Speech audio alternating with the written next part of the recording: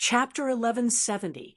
Su Fengnian rarely confided in others, especially when it came to matters of national security. He would not take the initiative to mention even half a sentence to others.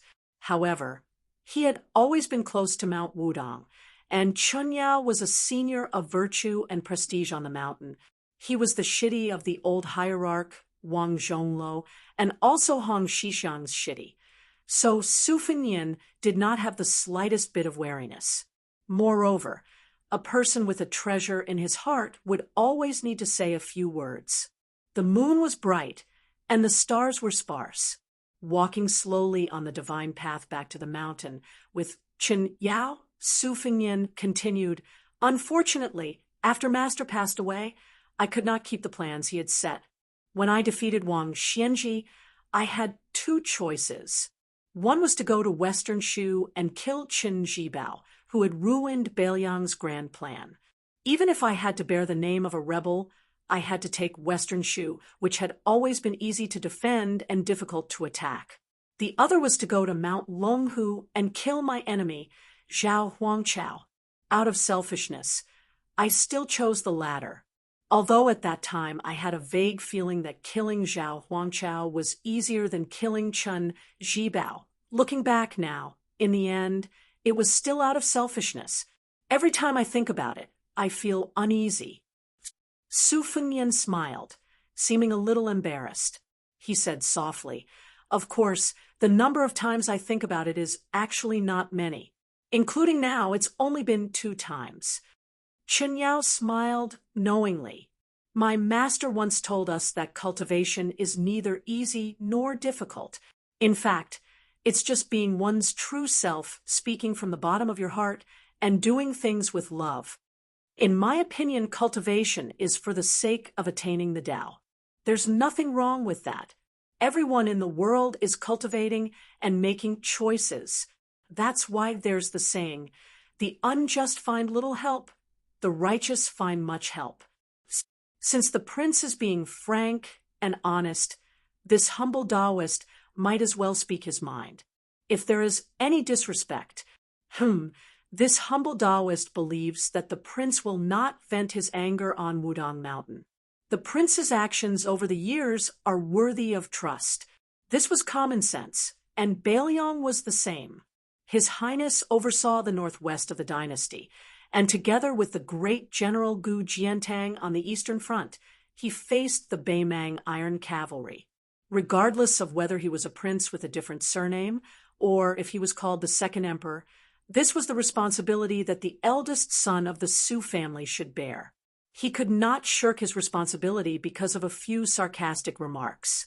Generations of Wudong people were willing to get close to the great General Su Shao. Other than the great general treating the Taoist priests on the mountain well, it was more because my fellow disciples respected the great general's responsibility. Your Highness is the new head of the Su family and the new Prince Liang of the dynasty. Wudong Mountain, where this humble Taoist is from, is generally satisfied. However, there is one thing that this humble Taoist cannot bear to look at. Today, this humble Taoist must let your Highness know."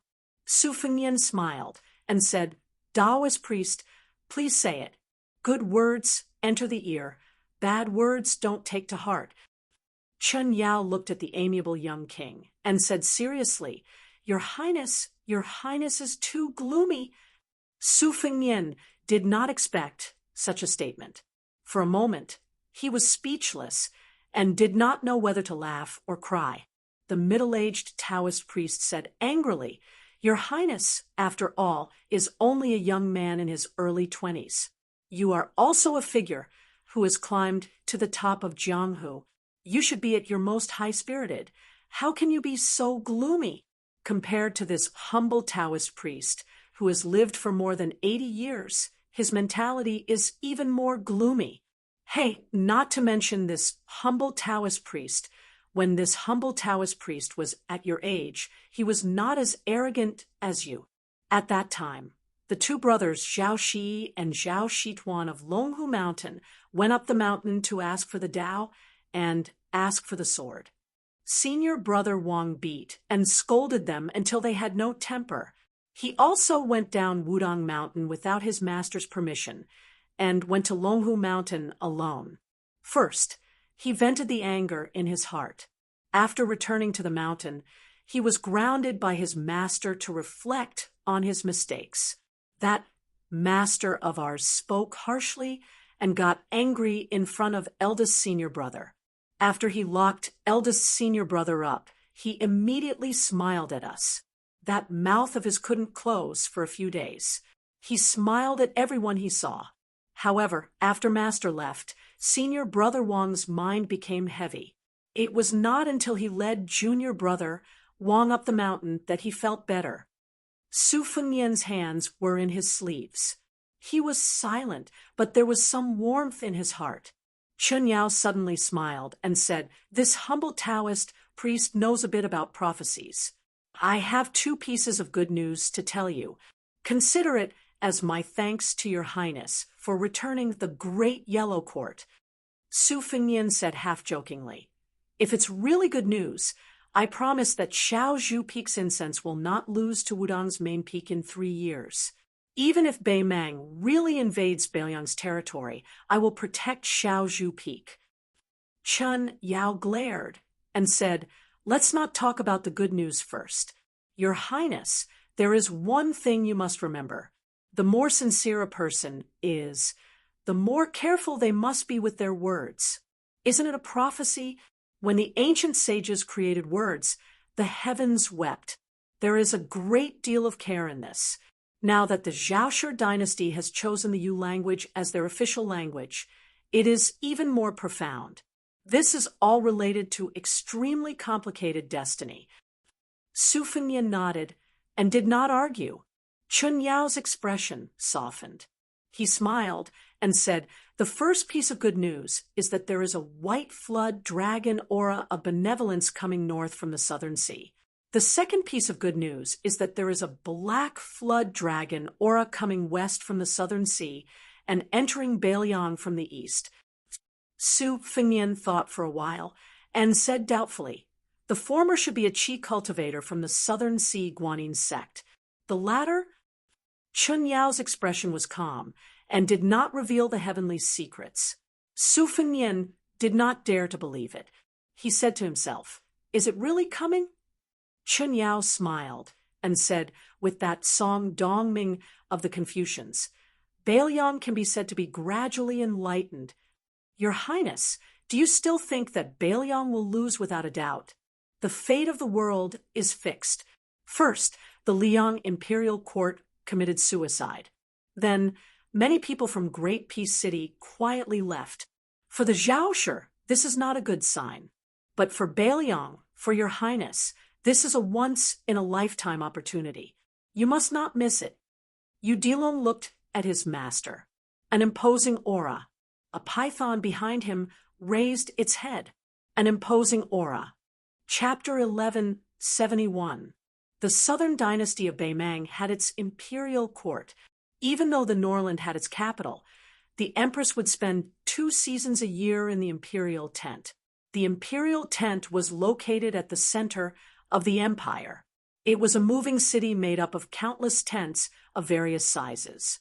The tent that the world's noblest old lady lived in was golden in color. Hence, it was like a giant golden spider crawling on the grassland, competing with the sun for glory. When this golden imperial tent appeared in Gusai Prefecture, the imperial court of the southern dynasty suddenly lost its splendor. A group of nobles and officials gathered around the imperial tent, quietly waiting for the empress' summons. The venerables were closer to the imperial tent. For example, the new king of the southern dynasty, Dong Zhuo, the Ruren cavalry commander, Hong Jingyan, the prefect of the 2 prefectures of Gusai and Longyao, and the great general of the southern dynasty, Lu Gui and Yang Yuanzhan.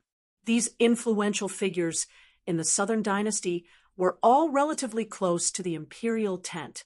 Today, the Empress of Beimang was anxious for the officials of the northern and southern dynasties. As a routine meeting, everyone sat on an embroidered stool in a circle. There was no difference in height between the seats. However, the white-haired but hale and hearty old lady still sat like the empress of the Central Plains. On her left was the prefect of the chess and sword music school, and on her right was the Baymang god of war, Tuoba Bodhisattva. One was civil, and the other was military. However, when the two were arranged in order, civil and military were mixed up. There was no clear confrontation between civil and military like in the imperial court of Liang. As Dong Zhuo rose to become the king of the southern courtyard, his position was getting closer to Empress Morong. However, he was still separated by the prefect of Orange Province, Morong Baoding. Today, after Fatty Dong entered the tent, he was absent-minded. He looked up and counted with his thick fingers, counting how many seats he was behind Her Majesty. Anyway, he was already the highest official in the southern dynasties. However, there were still many old men with the surname Yelu or Morong who occupied the latrine, but did not shit. Even if they were old and dizzy and could no longer straighten their backs, they still forced themselves to participate in this meeting. Dong Zhuo met the eyes of a smiling old man. If he remembered correctly, the old man was called Yelu Honkai. When he was young, he had done a few heroic deeds. These years, he had not done anything. The old man smiled foolishly at Dong Zhuo. Feeling bored, Dong Zhuo also smiled foolishly at the old man. Just like that, the two of them competed. In the end, Dong Zhuo's face was stiff from smiling, but the smile on the other side was still so lively and lively. Dong Zhuo was defeated. He rubbed his cheeks and gave the old man a thumbs up. Yelu Hongcai's smile did not diminish as he picked his nose. The old man did not hide his pride at all. Dong Zhuo could not help but roll his eyes. Was this guy the roly-poly man who had been under Baymang's orders for 3 dynasties? When Yelu Wenshu of the Holy Sect died, this old man and 6 others were present to receive orders. Their seats were at the bottom. When Shenzong passed away, Yelu Honkai was ranked 3rd out of the 5 people present. When the former emperor died, he was present with great General Yelu Shulai, a remnant of the Central Plains, Su Huainan, Tuoba Bodhisattva, and Morong Baoding. He was ranked 2nd. Next, Dong Zhuo subconsciously turned to look at the empress. In the large circle formed by the crowd, there was a cloth map that covered the southern part of Liang's capital and Guangling Road. While Dong Zhuo was fighting with the old man, Yelu Honkai, the empress had already discussed the future trend of the war with several great generals. They were all optimistic about the explosive power of West Chu in the short term. However, they still did not think that West Chu could succeed. It was absolutely impossible for them to succeed in reviving the country. The empress mainly wanted to ask the generals how short this short term was. Was it a few months or half a year? Or could it be a deadlock until next autumn? Then, under various possibilities, she asked the civil officials how much the national treasury of Liang Imperial Court would be reduced. While they were discussing the overall situation, a few young people from West Chu also reached the ears of the Baymang Empress. Among them, Xie Shibian received the most, as many as 4 times. Ko Jianghuai followed closely behind with 3 times. The empress's interest was piqued, but in the end, she only said, "It's a pity that he was born in the wrong place at the right time." Within the tent, the northern Mang military generals all believed that with Chao Zhongqing presiding over the Eastern Front, they would still win the battle against Guangling Prince Zhao Yi. However, what followed would depend on the commander-in-chief of the Zhao clan in Liang, who would clean up the mess. Would it be the Lu Xingxiang, who was suffering from a lot of difficulties, or would it be the minister of war Lu Baijia, who was appointed in the face of danger? It was to the extent where it might even be the northern Mang's greatest threat further north, the great pillar state Gujiantang. In the opinion of the Imperial Peace Commissioner, The Liang imperial court looked down on West Chu too much. Furthermore, without Gu Jiantang in charge of the Ministry of War, the speed at which the Liang imperial court operated was simply a world of difference compared to 20 years ago. However, the Imperial Peace Commissioner was also deeply worried. He said that the more Liang was attacked by West Chu, the more concentrated and flourishing the military power in Gu Jiantang's hands would be in the future. In the long run, it could barely be considered a good and a bad situation. Dong Zhuo didn't participate in this discussion that didn't have many objections. When Fatty Dong saw the Empress raise her hand, not only did the group of third-rank civil officials, but also a large group of arrogant and domineering generals, it could be said that almost everyone's spirits were lifted. Dong Zhuo also restrained his expression.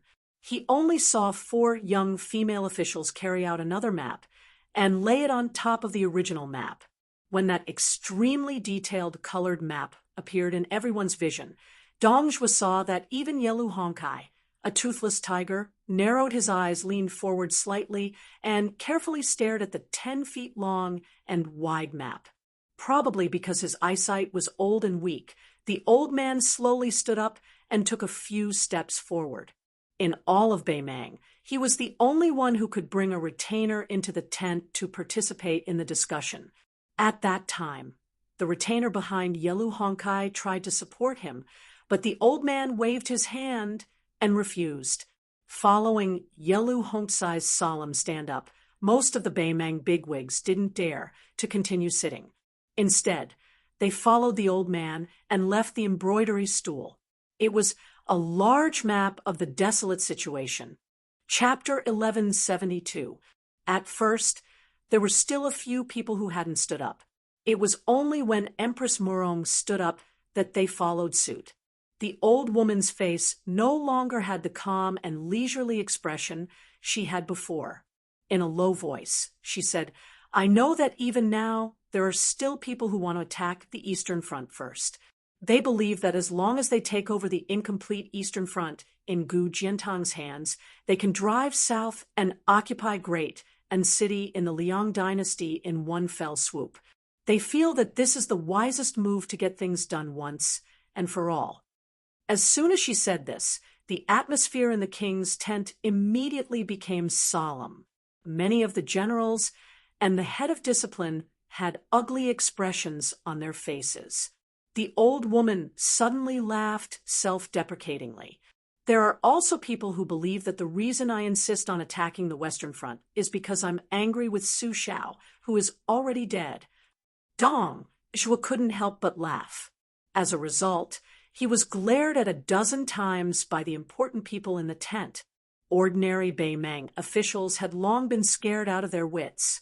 Fatty Dong raised his head and imitated Yelu Hongkai to pick his nose. The old woman continued to laugh. "You can think this way if you want. It doesn't matter. I only want to tell you one thing today. The decision to attack the Western Front cannot be changed. Whoever opposes it, I'll give you one last chance. Now, leave this tent."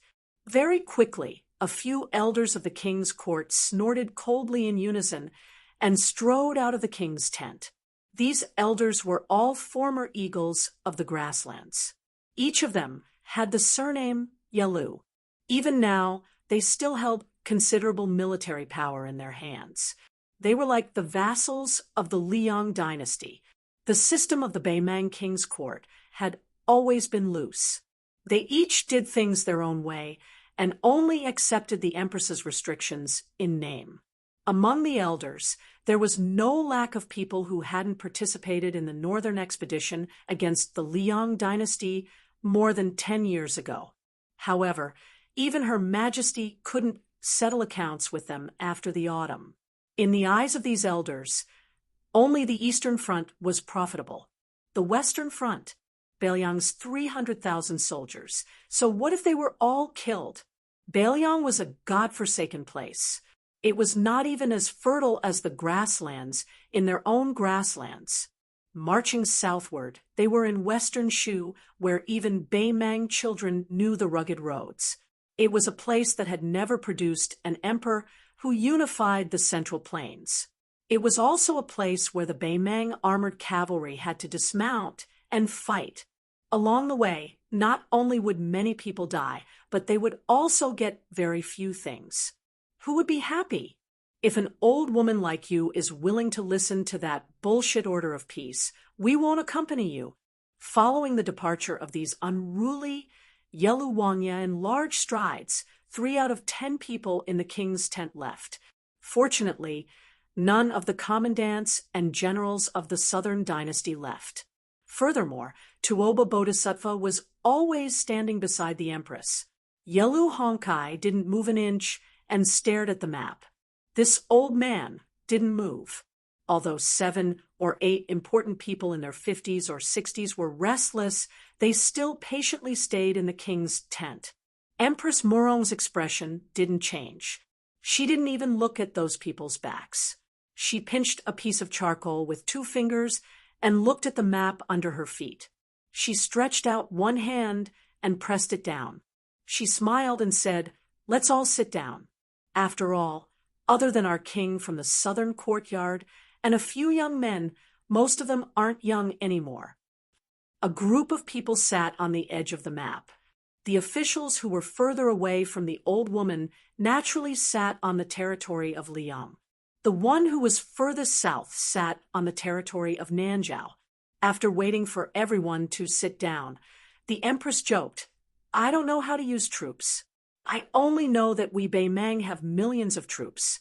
It shouldn't be possible for them to line up at the border of Gu Serong and Longyi prefectures. It's better for the Commandant of Peace to explain the specific matters." The Commandant of Peace nodded. He carried the charcoal and walked to the map. However, he didn't go straight to the border of Liangmang. Instead, he squatted down near the eastern border and drew a semicircle that faced the interior of the grassland. He calmly said, "The restoration of West Chu has restrained the military forces of Liang's capital and its environs. However, Gu Jiantang's movements are inclined towards the south and biding his time. However, these two tendencies don't mean that Liang will definitely watch with folded arms. It's possible that Liang Bailiang will let bygones be bygones. We are different from the Liang imperial court, which only thinks about gaining the most benefits in everything. Everything should be based on the worst-case scenario, which is that if Gu Jiantang sends his troops to the north, it will lead to a terrible situation where the two fronts will cooperate with each other. Therefore, old General Yelu Honkai, Helian Weiwu, and Murong Baoding will lead their troops to pretend to pressure the border. As long as Gu Jiantang has the courage to come out in full force, we will show the corresponding courage and retreat as we fight. Then we will retreat to the arc I drew and stop here. We won't take a single step back." Helian Weiwu nodded. Murong Baoding remained silent. The bony Yelu Honkai looked at the arc and didn't refute. The Commandant of Peace paused for a moment and said in a flat tone, "Next, we also have two fronts to fight, but not at the same time. The southern front will be handed over to the king of the south courtyard, Dong Zhuo. Her Majesty won't interfere with a single soldier. But before that, the northern front will be Baimang's backyard. It will be handed over to the great General Tuoba Bodhisattva to clean up. The target will be the grassland tribes that just walked out of the king's tent." Yelu Hongsai's eyelids twitched. He slowly raised his head and asked in a hoarse voice, "Your Majesty, isn't it easy to kill them on the spot?" The Empress of Baimang smiled and shook her head. She replied, "Too little." PS1, Fire Beacon teasing feudal lords, Tencent tribe has officially opened. Welcome everyone's attention. Let me tell you the methods to follow. There are 2. Method 1, open your mobile phone QQ. Click News. Click Interested Tribe under the people nearby. Click Interested. Find Fire Beacon teasing feudal lords and follow. Method 2, open your mobile phone QQ. Click Contacts. Click Life Services. Click Interested Tribe. Click Discover. Click Interested. find fire beacon teasing feudal lords, and follow. You can enter my tribe after completing the above operations. PS2. You can also follow the WeChat public platform. Please search Finhua 1985. Chapter 1173. More than 100 men and women in white quietly went north. They first crossed the sea and then entered Shu. They collected thunder and lightning on the mountain peak, collected rootless Een water, subdued mountain elves, and purified wandering ghosts. They only avoided ordinary people and did not show up easily. Occasionally, woodcutters and hunters who crossed the mountains and rivers bumped into this group of immortals. However, they only caught a glimpse of them and mistakenly thought that they had bumped into the gods of the mountains and rivers. In a panic, they hurriedly knelt down to pay their respects. When they mustered up the courage to look up, they were already gone. These 96 immortal masters of the Guanyin sect came from an isolated island in the South Sea. Their purpose was different from the Qi cultivators of the dragon supporting sect in the north. They never meddled in the affairs of the imperial court. Occasionally, they would go to the land of Shenzhou and live in the mountains and forests like this time. This time, the Guanyin sect came out in full force. This was a rare scene that had never happened in the 600 years since the founding of the sect. The founding emperor of the Great Feng dynasty once issued a decree to invite the island owner to join the imperial court as the teacher of the emperor. The Guanyin sect refused the decree and almost caused a war. However, the sky was high and the earth was far away from the sea. The island owner of the Guanyin sect did not come personally this time. Among the 6 elders, except for a 100-year-old man who stayed on the island to guard the gate of the Guanyin sect, the rest of the elders followed the team. In addition, there were 4 generations below the island owner, a total of 98 Qi cultivators. They went north together. They crossed the mountains and crossed the rivers. Everyone's white clothes fluttered in the wind, and they looked like immortals. This night, they rested in a deep mountain forest somewhere in the old western Shu. They stopped by the lake and followed the ancient method of using the sky as their blanket and the earth as their bed, except for their light luggage, which was loaded with simple clothes and coarse dry food. There was nothing cumbersome. There were both men and women in the Guanyin sect. However, there were more women than men. There were about 3 women and 1 man.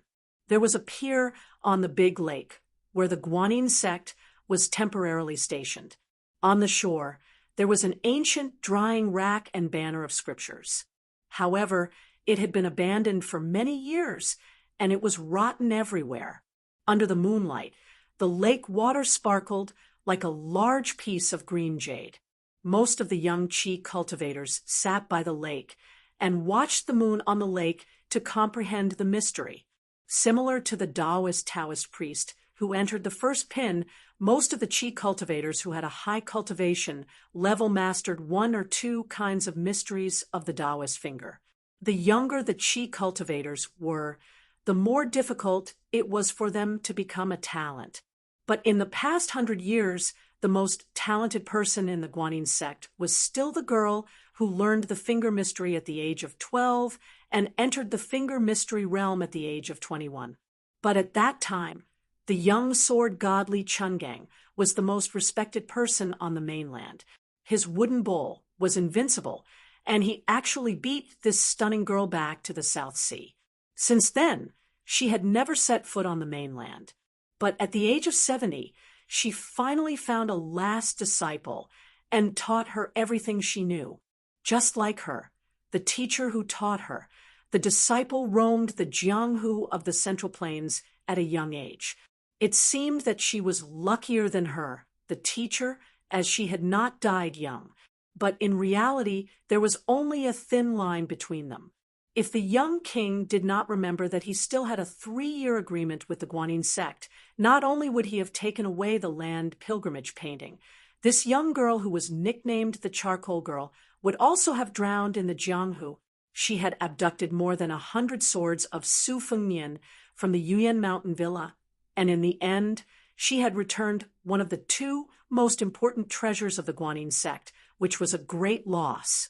But for some reason, when she was escorted back to the seaside by the mysterious swordsman Mi Fengjie, she anxiously boarded the ship back to the sect.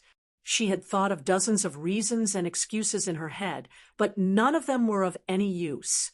She only needed to call her senior martial sister, but the island master turned a deaf ear to her, let alone reprimand her. Even now, when she stepped onto land once more, the charcoal girl still couldn't figure out the reason.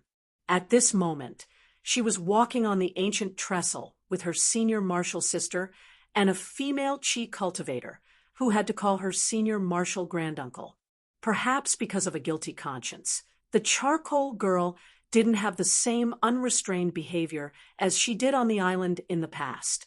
She was so honest and well-behaved that the group of martial nephews found it inconceivable. The charcoal girl's senior martial sister was the sect master of the Guanyin sect.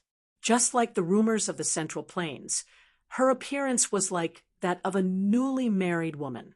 Originally, no matter how much a woman took care of herself, the corners of her eyes, which easily revealed her true age, didn't have the slightest wrinkle.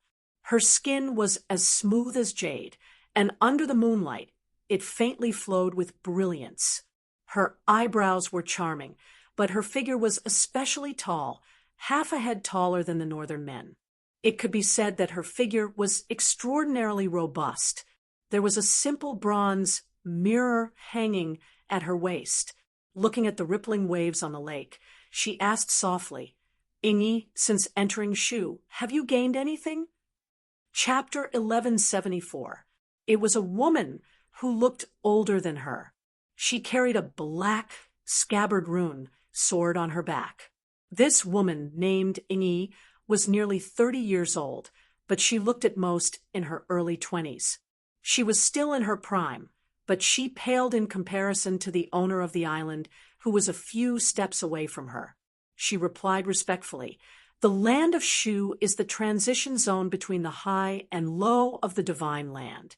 It is like the two forces of East and West fighting against each other here.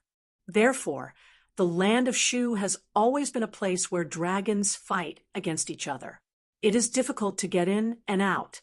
Therefore, it can't be the place where dragons rise in the eyes of the world. Those peaceful governments have never been able to affect the general trend of the Central Plains dynasty." This point didn't change because Chen Zhibao entered Shu and was given the title of king. It can be seen that the Minister of War of Liyang was killing two birds with one stone.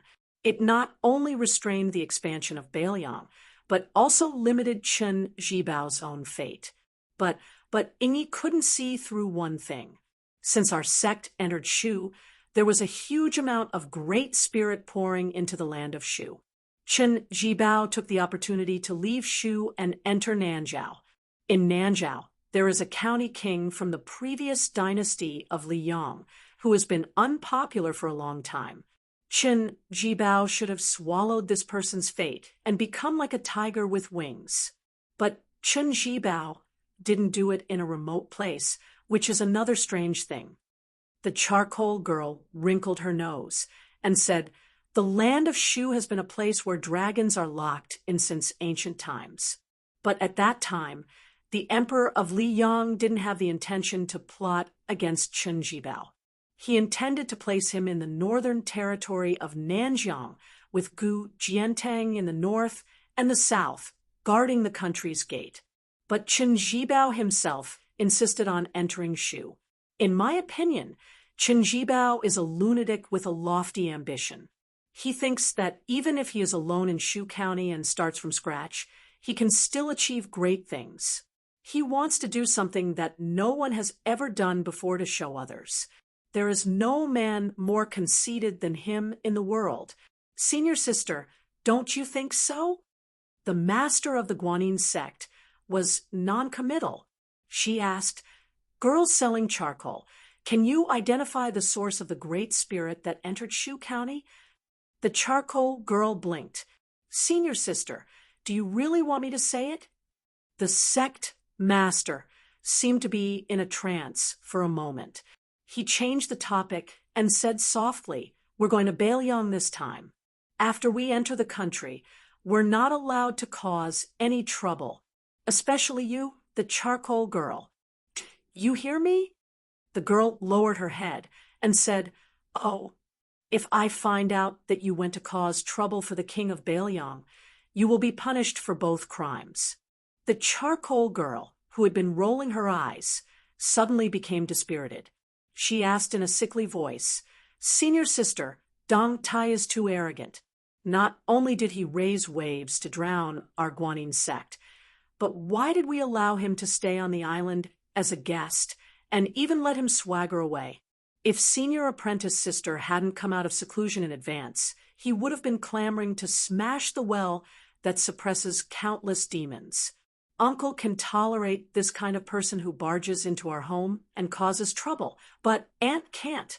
Senior apprentice sister, it's not like you can't beat him. Besides, even if you weren't sure you could win, Dong Tai had just fought with that old man. The two tigers were locked in a stalemate. Senior apprentice sister, you could have taken care of both of them in one go.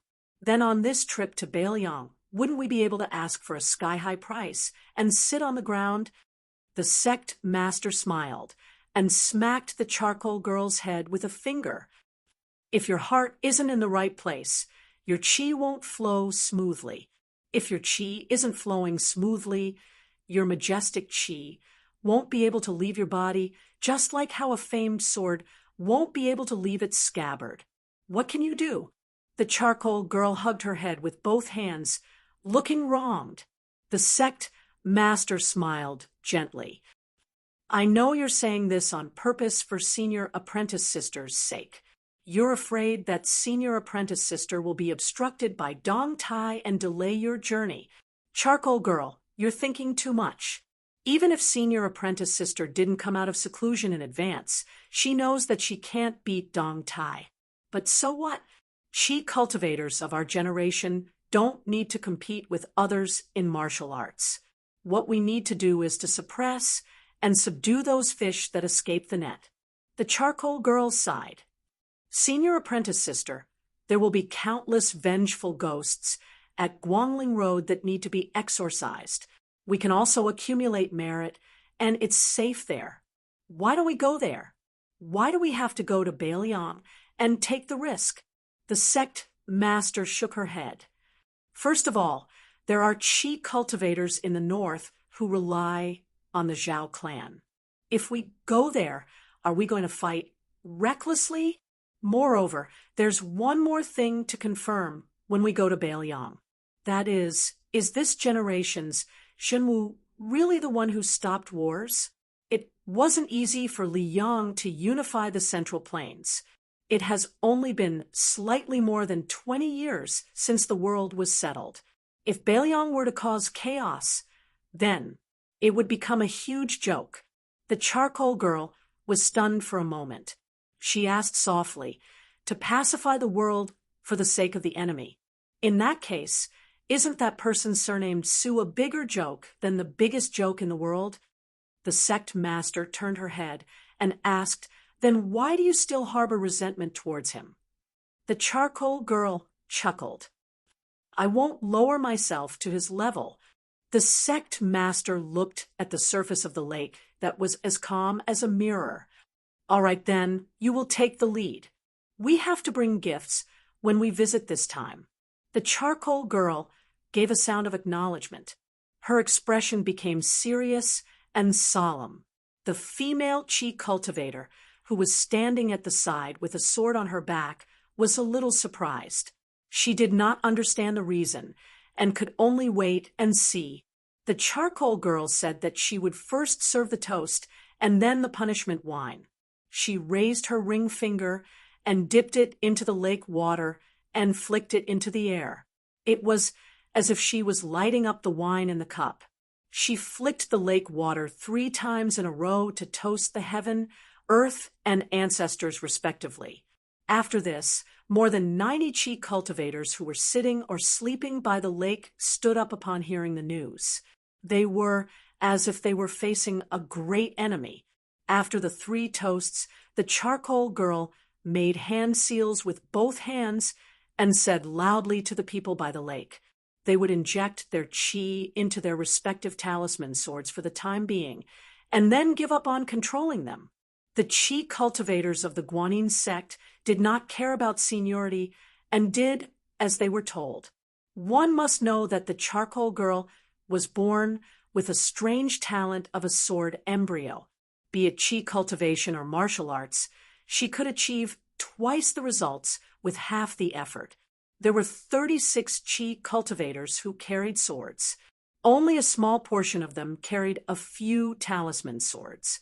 The one with the most had 7 swords in the box and a total of 84 talisman swords on the lake. The sword light shone in all directions and was dazzling in 5 colors. Something split open the surface of the lake, revealing a huge and ferocious head. At the same time, the sect master of the Guanyin sect did not stare at the lake dragon that emerged from the water. Instead, she turned to look at the top of the mountain. Someone stood there, with a white bowl floating in front of him. Chapter 1175. In the lake, the yellow dragon broke through the surface of the water. It straightened its body and looked down at the 3 girls on the bridge. This spiritual creature had no horns but scales. The chi cultivators of the north called it the earth dragon. According to legend, it was a creature of the dragon and Leviathan. Its body was like a snake, but it had 4 legs. 2 strands of dark yellow dragon whiskers swayed slightly. Its 2 dragon eyes carried emotions similar to humans. It should not be underestimated. The body of this giant dragon was 60 feet long. Its 2 claws pressed on the surface of the lake.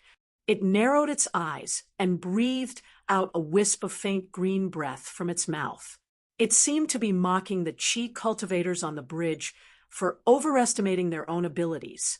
The dragon was a descendant of the dragon.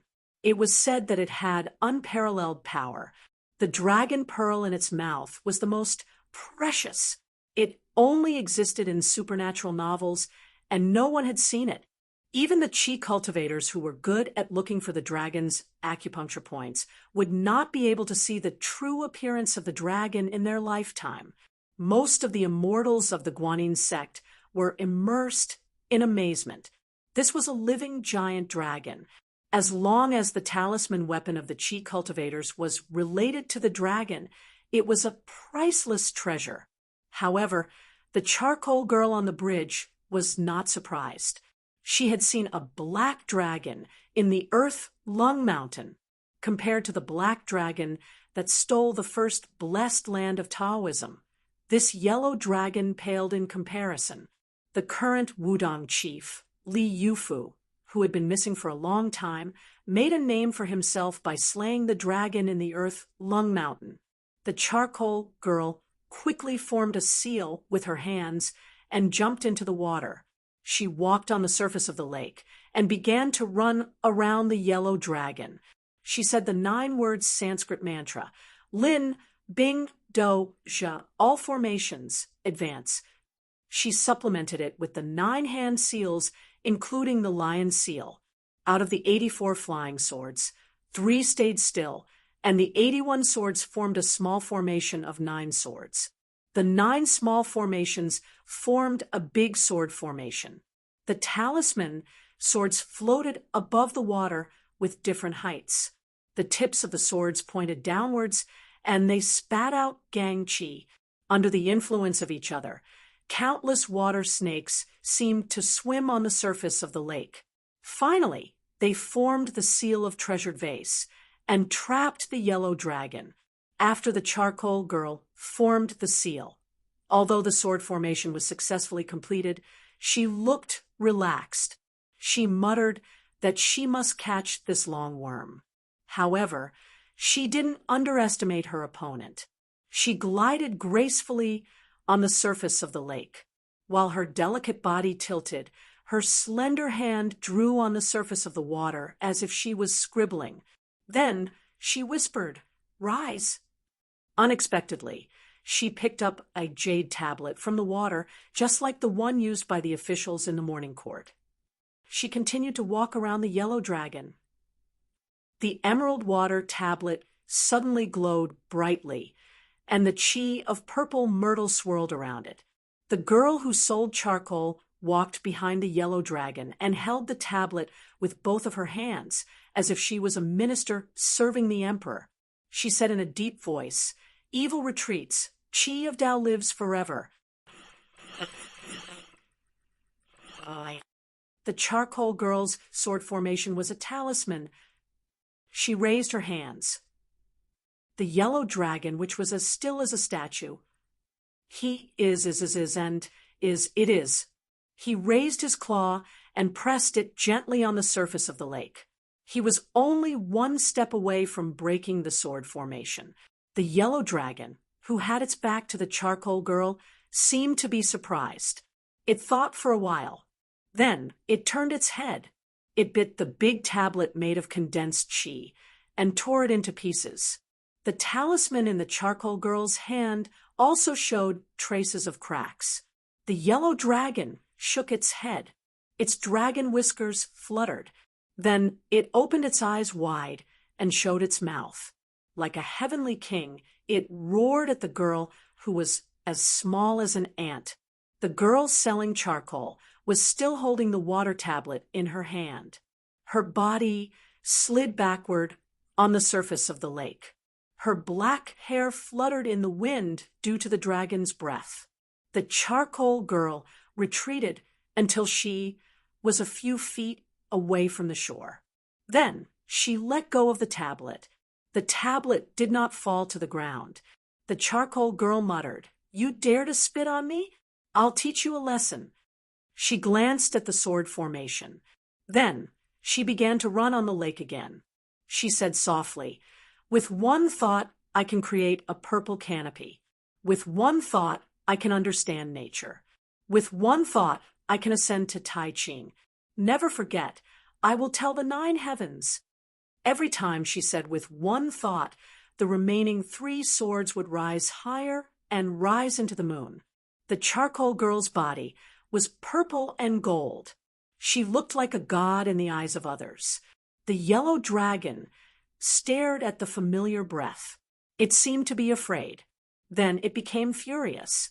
It slammed its claws on the lake's surface. The dragon claws hidden at the bottom of the lake also began to overturn the river and sea. Even a trapped beast would put up a fight. Moreover, it was a demigod longevity spirit that was close to becoming a dragon. The entire lake immediately boiled. White mist rose, and the heaven and earth shook. Although the charcoal girl's 3 talisman swords pierced into the lake from the sky one after another, except for one that was swept away by the dragon's tail, the other 2 were nailed into the yellow dragon's back. However, the yellow dragon did not seem to be seriously injured. Instead, it fueled its craziness. Its 4 claws rose and fell repeatedly. The dragon raised its head and smashed the water with its tail. Its roar was like thunder. The lake water overflowed and soaked the shore. The chi cultivators of the Guanyin sect had already retreated. Only the senior sister, who sold charcoal girl, on the pier did not move. However, she was no longer looking at the top of the mountain. Instead, she looked at the yellow dragon with pity. The dragon's breath in the lake could be traced back to the highland. She ordered calmly, "Ingi, keep your breath in the bottle." The female immortal master on the pier nodded. Her hands formed a seal. Then she took a deep breath and absorbed the dragon's breath in the lake into her stomach. Chapter 1176. The yellow flood dragon, whose head was originally facing the girl selling charcoal, quickly sensed the theft behind it. It slowly turned its huge head and stared at the 2 chi refinement warriors on the bridge.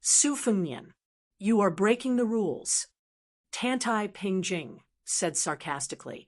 Then you are not breaking the rules by helping Chen Zhibao catch the flood dragon of Shu and paving the way for him? The scholar with the surname Xie shook his head and said, You are far from understanding the heavenly Tao. Although we are in the same line of work, I work hard while you Qi cultivators only work hard. The corner of Tantai Pingjing's mouth curled up. Her eyes were filled with pity, just like how she looked at the yellow flood dragon earlier. The scholar looked around and said with an amiable smile, I know you have a backup plan. It's Deng Tea's flying sword. I'm not good at fighting, but if I can't beat him, I can always run away, right? Only the tall woman was left on the top of the mountain. However, from the top of the mountain to the middle of Shu, there was a series of continuous thunder. Two men appeared beside Tantai Pingjing. They were an ordinary middle-aged man and a one-armed old man. Dong Tai and Sui Xiegu. She cast an inquiring look. Dong Tai, who had quietly used the Earth Immortal sword, rubbed his chin and said self-mockingly, Did this guy put oil on the soles of his feet? He ran so fast that I couldn't catch up. Tantai Pingjing sighed and felt a little sorry. She asked, Where are you going next? Dong Tai said calmly, I am going to look for my disciple. Anyway, Beiliang will definitely not go. Elder Sui will be enough to accompany you. Sui Xiegu glanced at the tall woman and laughed. Little Tantai, since the first time I saw you, I have been chasing you for more than 80 years. Are you really not going to give me a chance? If you agree, I will impart everything I know to that charcoal girl. Tantai Pingjing completely ignored this old bastard and went down the mountain. Sui Xiegu bared his teeth. Dong Tai, who was a few generations younger than these two, joked, Elder, chasing girls is not like practicing swords. How can you be so direct? Sui Xiegu glared and said, Aren't you a bachelor?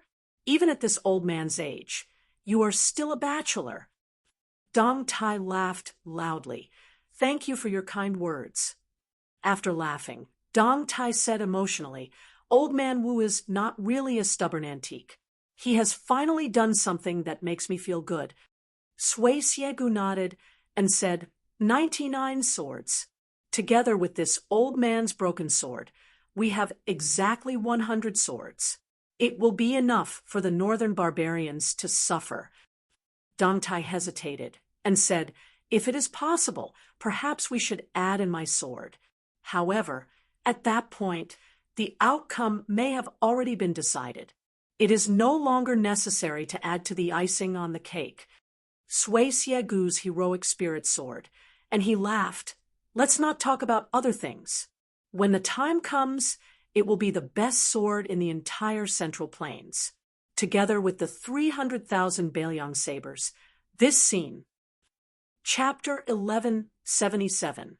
A trade caravan entered the territory of Liuzhou and came to the Mazong Mountain between Liangzhou and Qingcang City.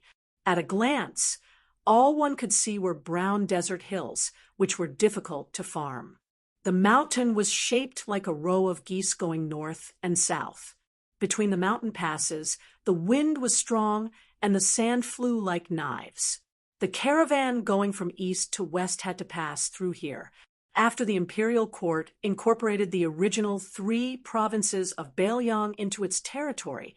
Leaving this place was considered leaving the border. In the past 20 years, there was no lack of poets who traveled to this place, and many of their popular poems about the border were spread throughout the imperial court. This time, Beiliang set up Liuzhou. About half a year later, the Liang imperial court issued an edict, and dozens of people were promoted. The main reason was that Yang Guangdou was promoted to the position of governor of Liuzhou. The officials of the Central Plains had never heard of this person, but they knew that this was Zhao Ting having no choice but to admit that the Su family controlled the sky in Beiliang. The imperial edict of Great Peace City was released almost at the same time as the news of Bei Mang's army invading the south. Immediately, there were people in the capital who rejoiced in other people's misfortune, saying, "Let's see how long you can run rampant in Bailiang."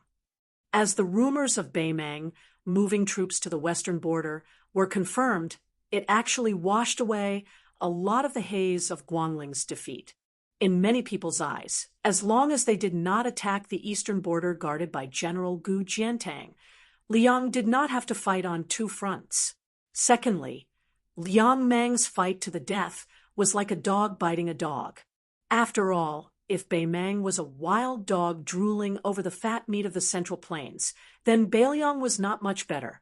To the Liang imperial court, it was always a disobedient watchdog, wild and difficult to tame. As Bailiang gradually relaxed its restrictions on Lu province, some refugees could not only return home to worship their ancestors, they could even join the army at the border. Furthermore, the old Bailiang from the three old provinces could also smoothly enter Lu province, keenly searching for business opportunities. This group of horses traveling through Mazong Mountain was one such example. The owner of the group of horses was a large family in Lingzhou. For generations, they had been involved in businesses such as tea, horses, salt, and iron. Their ancestors had followed Ren Tu on many expeditions. After the Su family settled down in Bailiang, the old man, who had only reached the rank of a fourth-rank general, died of an old illness on the battlefield. It was said that even the king of Bailiang had personally come to the mourning hall to pay his respects. This kind of honor could be counted on one hand within Bailiang, where there were as many general families as there were hairs on an ox. Following the death of the old Liang Su Xiao, this treatment became even more of a protective talisman for this family. When other families' businesses at the border began to wither and become difficult to continue, their business became more and more unimpeded. They even successfully extended their family's branches into Lu province. Within the group of nearly 100 people, there were two outsiders. They were a pair of master and disciple. The people in charge of the group, who often traveled to dangerous places at the border, were not very welcoming. However, they heard that it was a popular official in Lingzhou, who even the Fu family could not afford to offend, who said that the son of an aristocratic family had nothing better to do and wanted to travel beyond the Great Wall. They had no choice but to accept him into the group, other than the old master of the Fu family, who had painstakingly accumulated incense and incense. The next two generations of the younger generation had all followed the teachings of their ancestors and stayed away from the political scene. It was inevitable that they would show signs of fatigue. After all, they still had to act according to the mood of others.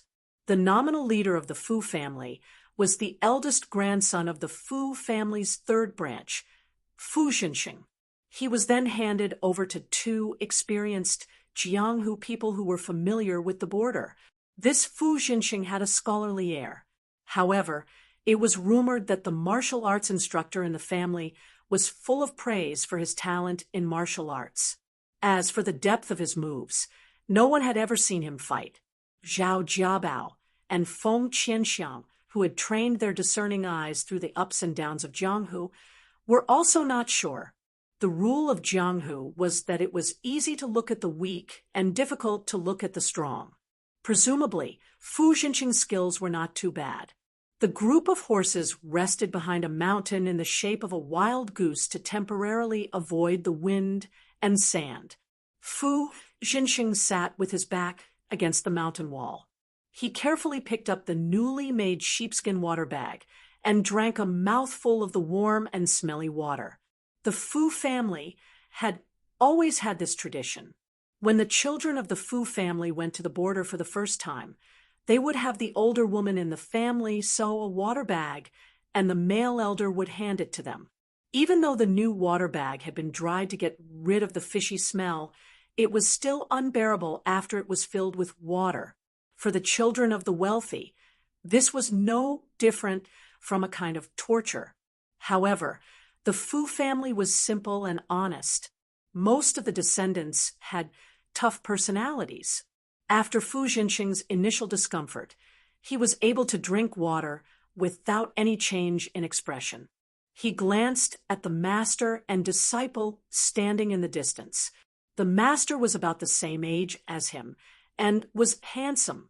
He should have been the head of the group in Lingzhou, but for some reason he came to the border to ask for trouble. The disciple was an unremarkable child. However, after entering Liuzhou, he was like a fish in water compared to many of the Fu family members who were used to going beyond the Great Wall. Fu Jinxing observed carefully along the way. At this time, he said to the two seniors, "Uncle Zhao, Uncle Feng, that Su Qi doesn't seem like someone who is going to the border for the first time. He doesn't need us to remind him. The amount of water he drinks each time is very appropriate, and he never drinks because he is thirsty. The way he treats people is also smooth and slick, unlike those aristocratic children who don't know the ways of the world. Furthermore, there aren't many large families in Lingzhou that our Fu family is wary of. I have never heard of such a person." Zhao Jiabao, who had been a retainer of the Fu family for more than 20 years, did not need to bow and scrape before the head of the family. He also had a close relationship with the head of the third branch. Therefore, along the way, he taught Fu Jinxing everything he knew. Hearing Fu Jinxing's experience words, his old heart was comforted. A sincere smile appeared on his old, mottled face. He nodded and said, "That young man called Su Qi walks in the middle of the group and suffers less than young master, but his calmness and composure is not something that can be faked. The food he eats while riding and when he dismounts is the same as old bones like me and Qianxiang who are used to drinking the northwest wind. Logically speaking, there is something strange about him, and we have to be careful. It is a good thing that young master can be more careful. Since young master has spoken, Qianxiang, you can also reveal the truth." Feng Qianxiang, who had a long saber on his back, smiled and said in a deep voice, "Young master, don't worry." Before the head of the family left this time, he privately told me and old Zhao that although this Su Qi's background is unknown, we can guarantee that his identity is clean and he is definitely not a bad person. However, old Zhao and I both have selfish motives. We want to see if young master can see the difference between that pair of master and disciple, so we didn't say it clearly. Young master, please don't be offended. Of course, since young, Fu Jinxing had been influenced by a family style that was very different from ordinary general families. His personality was introverted, and he slowly put away the sheepskin pouch. Pursing his dry lips, he said self-deprecatingly, "I only know the taste of the northwest wind after this trip. It really isn't much." Fu Jinxing suddenly sighed and said that Xinliu province is a place where jackals and wolves surround. Previously, the trusted aide of the Beiliang Palace, Chen Shiliang, was indeed suspected of being soft-hearted. He paid too much attention to the gains and losses of one place and refused to abandon the city. In the end, he was surrounded by 10,000 horse bandits in Qingtsang City and lost the lives of dozens of white horse followers for nothing. Beiliang has guarded the border for so many years, and such losses are rare. I also don't know what kind of person the new provincial governor, Yang Guangdou, is, if he is of the same origin as Chen Shiliang, this famous person of Mount Qingliang. Then the future of our Fu family will be uncertain. Taking 10,000 steps back, Fu Jinxing is dead and has delayed the great cause of Beiliang. If grandfather were still alive, he would most likely not allow this useless grandson of mine to enter the family. Zhao Jiabao was obviously not optimistic about the future and said worriedly, "Our Fu family has worked hard for Beiliang for almost 20 years. In name, we are doing business at the border, but in reality, we are secretly looking for mines. Most of Beiliang's gold and iron mines are from the Fu family. This time, when we returned to Liuzhou and Fengxiang to confirm the quality and output of that mine, I think it will be a little difficult. Feng Qianxiang smiled and said, "In the end, I still hope that Beiliang can win this battle. Otherwise, the wealth that I have saved for most of my life will go down the drain. When that time comes, even if the king of Beiliang is standing in front of me, I will point at his nose and scold him."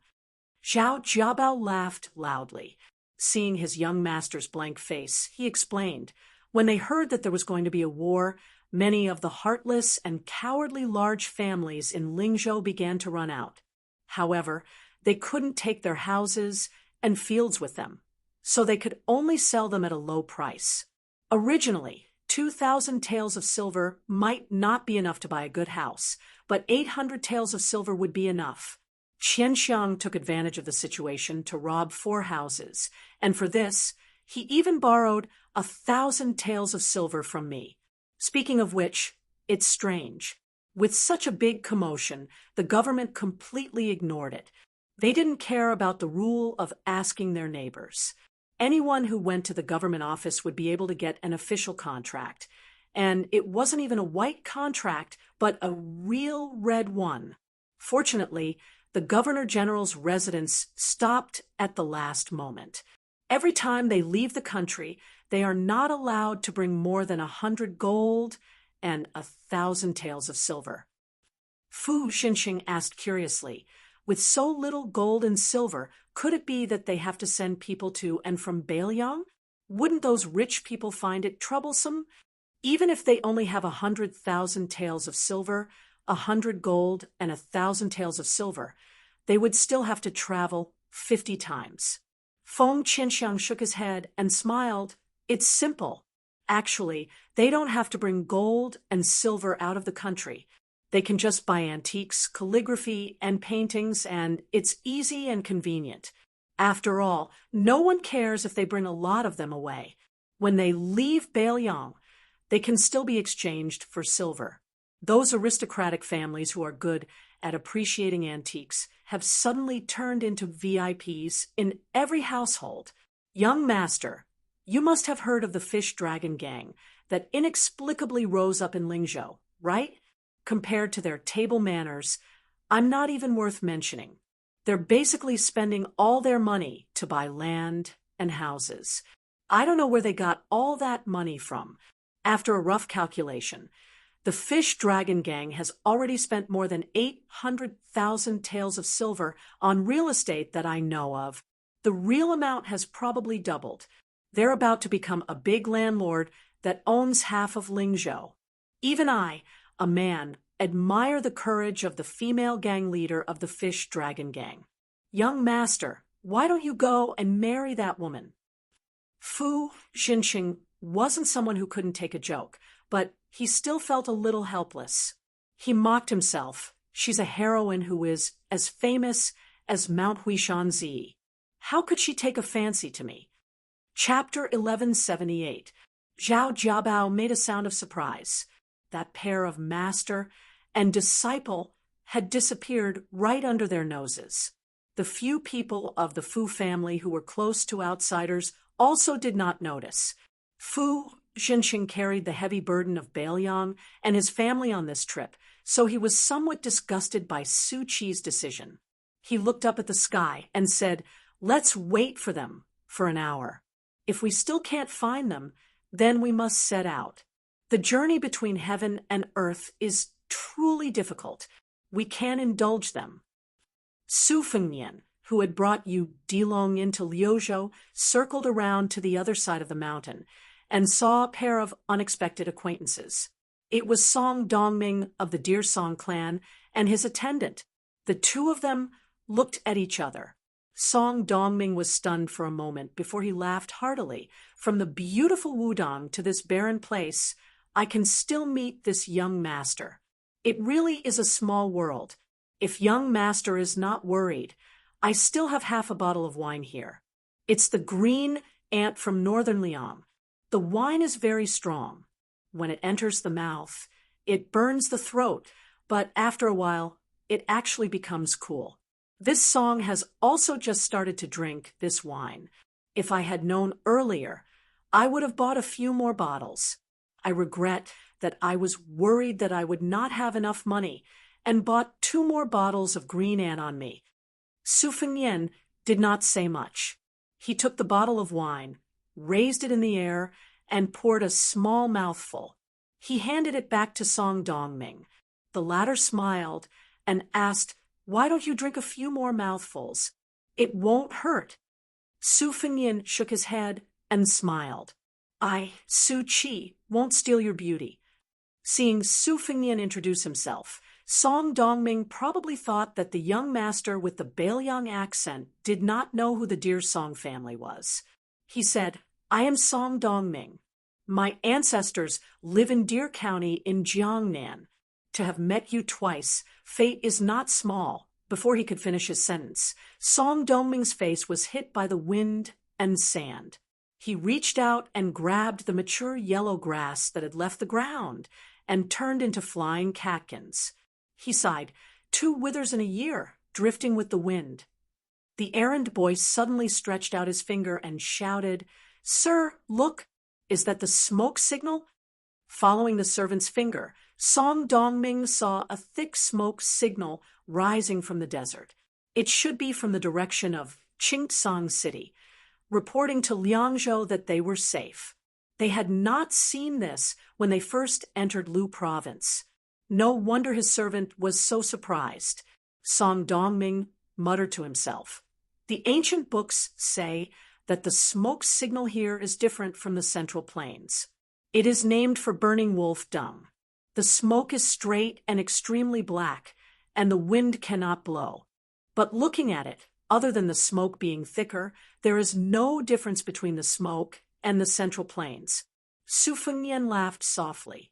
"I'm afraid that's a mistake made by some frontier poets. In the northwest border, there may occasionally be smoke burning with wolf dung, but that is because there is not enough cow and sheep dung. Most of the materials are obtained locally. Desert poplar and red willow wood are used as firewood, supplemented by flammable reeds that can be found everywhere.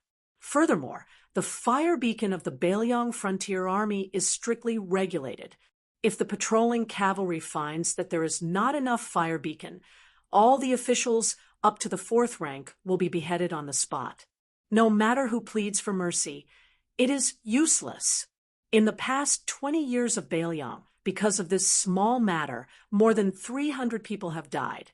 In the first 4 or 5 years, it was relatively less. This year, at most, more than 60 soldiers who neglected their duties were killed in one go. Song Dongming was shocked. He drank a mouthful of green ant wine before saying, 2 generations of kings have taken over the throne. The Beiliang Frontier Army is different from the other armies. There are many unruly old generals who hold the military power. They should seek stability and prevent chaos. Why are they so ruthless? In addition, there is a rumor that they secretly killed the Huaihua General Zhong Hanguo because of a disagreement. Aren't they afraid of causing a mutiny? Young Master Su, from what you said about the smoke, it is obvious that you are familiar with military affairs. Can you explain a little to Song Dongming? Su Fengnian smiled and asked, "Just because of a disagreement?" Song Dongming was very smart. Although he was trying to sound Su Ke out at the beginning, he knew that he would not be able to speak the words of an expert. He restrained his expression and said, "There are many leaders in the Beiliang army. The new king has to kill the chicken to warn the monkey. Otherwise, before the war starts, it will be difficult to convince the people with military achievements." Su Fengnian listened to this general explanation and lost his desire to talk. He planned to return to the Fu family's caravan. He had to protect them until they reached Qingtsang City. At that time, there would naturally be an elite cavalry team secretly escorting them to the newly discovered mine in Fengxiang. If the Fu family, who had contributed a lot to Beiliang, knew that the king of Beiliang was personally escorting the king, what would they think? Would they think that their hard work over the years was worth it? Of course. Su Fengnian would not let them know the truth. This might be something that Su Weisheng, who emphasized details, did not like. As a ruler, he was not willing to buy people's hearts. Song Dongming saw that Su Fengnian was about to leave and quickly said, "Young Master Su, I heard that there are 2 young aides in the Beiliang Palace. The king of Beiliang's northern courtyard's grandson, Su Beiji, has become the governor of Lingzhou. This is because the king of Beiliang does not suspect the people he uses. Instead, he used the poor scholar Chen Shiliang. It can be said that he does not care about the quality of the people he uses. He is very good at attracting the talents of the poor families in Beiliang. Boldly speaking, if your Beiliang Dao were to form a country of its own, then these 2 people would definitely be the future prime minister's aides. However, since ancient times, important officials in the imperial court have all gone from public to private. They first used their talents and knowledge to enter the center of the imperial court. After they entered the eyes of the emperor, they were able to walk to the side of the emperor. In that case, your Mount Qing Liang does not seem to follow the rules too much." Su Fengnian nodded and said, "We do not follow the rules too much. However, speaking of which, what do you think are the pros and cons of this kind of exceptional promotion?" Song Dongming smiled slightly. It was probably because he was talking about something that he was good at. His entire person suddenly seemed to have an extraordinary aura. He spoke tirelessly. In the short term, buying bones with 1,000 gold is naturally a good thing. It is especially beneficial to appease the scholars. Since even Chen Shiliang, who was thwarted in 2 major matters in succession, was not punished by the king of Beiliang, then why can't we, scholars who are well-read and have a belly full of literature, whose background is not inferior to Chen Shiliang's, become high officials? Su Fengnian very rudely interrupted Song Dongming's words and asked, "What does Mr. Song think of Chen Shiliang's stubbornness in defending Qing Song? Do you think that the king of Beiliang should be punished or not?" The servant had long disliked this fellow surnamed Su. His master's vision and knowledge were so great that even the famous Chinese scholars in Gangnam-do would have to listen attentively to his master's lectures. This Su Qi was indeed a barbarian in Beiliang. He only looked like a scholar, but his bearing and knowledge were a mess. Wasn't his master flirting with a blind person? The servant was just about to speak up and teach this untactful fellow a lesson when he was glanced at by Song Dongming, scaring the most disciplined servant into silence. Song Dongming continued, "As for Chen Shiliang, both reward and punishment should be used. This person seemed to be muddle-headed during the defense of the city, so much so that everyone in Beiliang thought he was someone with great ambition but little talent. However, they did not know that Beiliang does not lack soldiers, good swords and horses, or even money. The only thing it lacks is the people's hearts." Chapter 1179.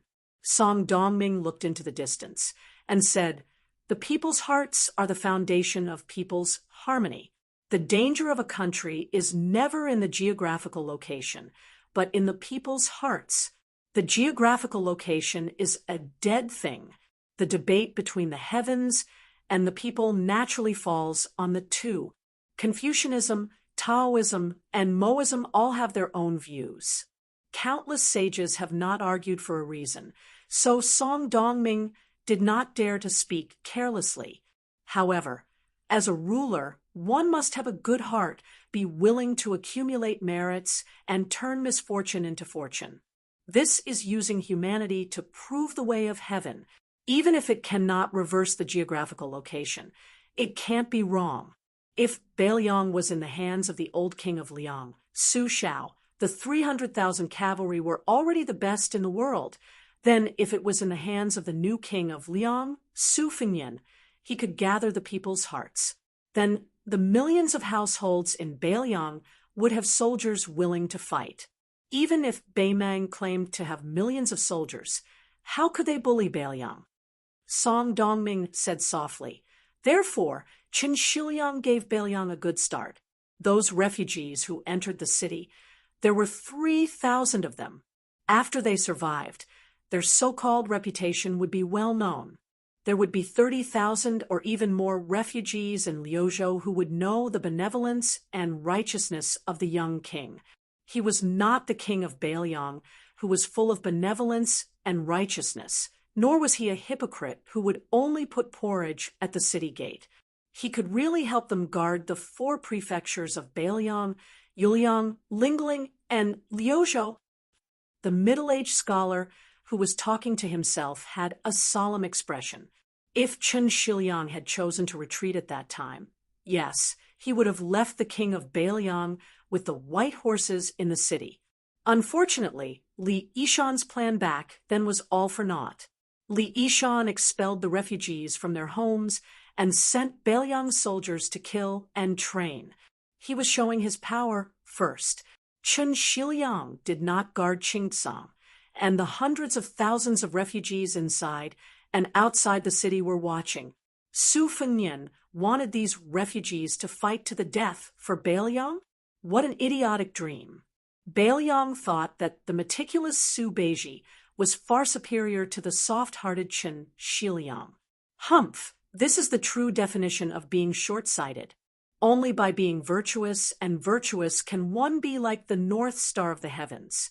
Wherever one is protected by the stars. Only then can one be considered to have the support of many. If Beiliang only had the military heart but not the people's will, then even if all 300,000 soldiers died, they still wouldn't be able to defend the northwest gate of Liyang. Then, at that time, Su Fengnian, who was still His Royal Highness, said in the imperial road in the capital that he wanted to guard the country's gate for the common people of the Central Plains so that they would not be disturbed by the horseshoes of Beimang. It's just bullshit that will make people laugh their heads off. The errand boy at the side widened his eyes. His master, who had always been gentle and refined, was speaking so bluntly. Su Fengnian nodded silently. Yu Dilong squatted next to his master. He certainly couldn't understand, but he still felt that this slightly older scholar from Jiangnan was quite energetic when he spoke. He seemed to have more momentum than the Jianghu masters. Momentum. Yu Dilong, who was staring at Song Dongming, was a little puzzled. How could a scholar like him have such momentum after reading a few books? Was there such a good thing in the world? Should he go back and tell his master that he should also go and learn to read? Su Fengnian was silent for a moment, then smiled and asked, "The Crown Prince, Yi Maochun, is presiding over the examinations for officials outside the capital. Mr. Song is traveling in the cold, so I presume you're not in the position to become an official? With Mr. Song's military strategy, why not become an official?" The errand boy snorted coldly. Obviously, he felt that this kind of idiotic question was insulting his master. Song Dongming suddenly felt a little sad. He closed his eyes and faintly showed an expression of uncontrollable pain. He sighed softly and said, "To be honest, someone in the capital once asked me the same thing. I can only say that it was given by others, not what I asked for." Song Dongming seemed to have realized that it was not appropriate for him to reveal his true feelings. He smiled and said, "Young Master Su, are you going to Qingtsang City this time?" Su Fengnian shook his head. Yu Dilong looked at his master without batting an eyelid. Song Dongming said, "Then let's part ways here." Su Fengnian clasped his hands and said goodbye. He took Yu Dilong back to the Fu family's caravan. Su Fengnian suddenly remembered the incident recorded in the Northern Liang spy report. Song Dongming, who had been chosen by Yuan Bunshi long ago, had passed the imperial examinations and passed the minor examinations. First, he had passed the imperial examinations. Before he had even reached the age of 20, He had passed the imperial examinations. Even the young emperor was shocked by this person's extensive knowledge and almost wanted to grant him a marriage. Unexpectedly, this person had immediately married a woman of low status when he returned home. His major examinations were only one rank lower than the top scholar, but his minor examinations were so small that it was regrettable. It was a pity that such a distinguished person was unwilling to marry a woman from the Zhao family who was of equal status. After that, Song Dongming quickly lost his wife and had no children. After so many years, he did not marry or remarry. He did not even have a concubine. He spent most of his time traveling the north and south of the Yangtze River. The spy report vaguely mentioned that the death of Song Dongming's wife was not normal. The Song family of Deer Town was a powerful family, and Song Dongming was a talented person who had the potential to enter the imperial court as a minister. Who would dare to act so crazily? The number of people in Liyang could be counted with 2 hands. Su Fengnian, who had walked far away, could not help but look back. He had once passed by Lu Xuan of Xiangfan City. This time, he should not miss him again. Su Fengnian whistled and slowly raised his hand. Not long after, a handsome white falcon quickly landed on his arm. Over there, Song Dongming and his servant continued to walk with difficulty in the sandstorm of Maozong Mountain. The servant walked beside his teacher and lifted the gauze mask that covered his mouth to cover the yellow sand. He said loudly, "Teacher, this Su Qi should be from a tall family in Beiliang, right?" Song Dongming smiled and said, "Your words are even more difficult to pronounce than mine." The servant laughed and quickly turned his head to spit out the yellow sand. "Teacher, when can we meet the young king if we are wandering around like this? Didn't you say that Beiliang still needs a good assistant minister to strategize? Teacher, you have the strategy of 10 wins and 10 losses in your heart." Song Dongming said calmly, "It depends on fate. Also, I still have to see if Su Fengnian is the wise ruler in my heart." The servant had a bitter expression and said, "Teacher, even if he can carry out his ambitions, what will happen to the Deer Song family? The Yu family, whose eldest grandson Yu Wandao went to Beiliang to join the army, is a lesson learned from the past." Song Dongming shook his head and said, "Today is different from the past. West Chu has been reinstated. If the court suppresses the Song family, they will have to pay the price of causing unrest in the Central Plains.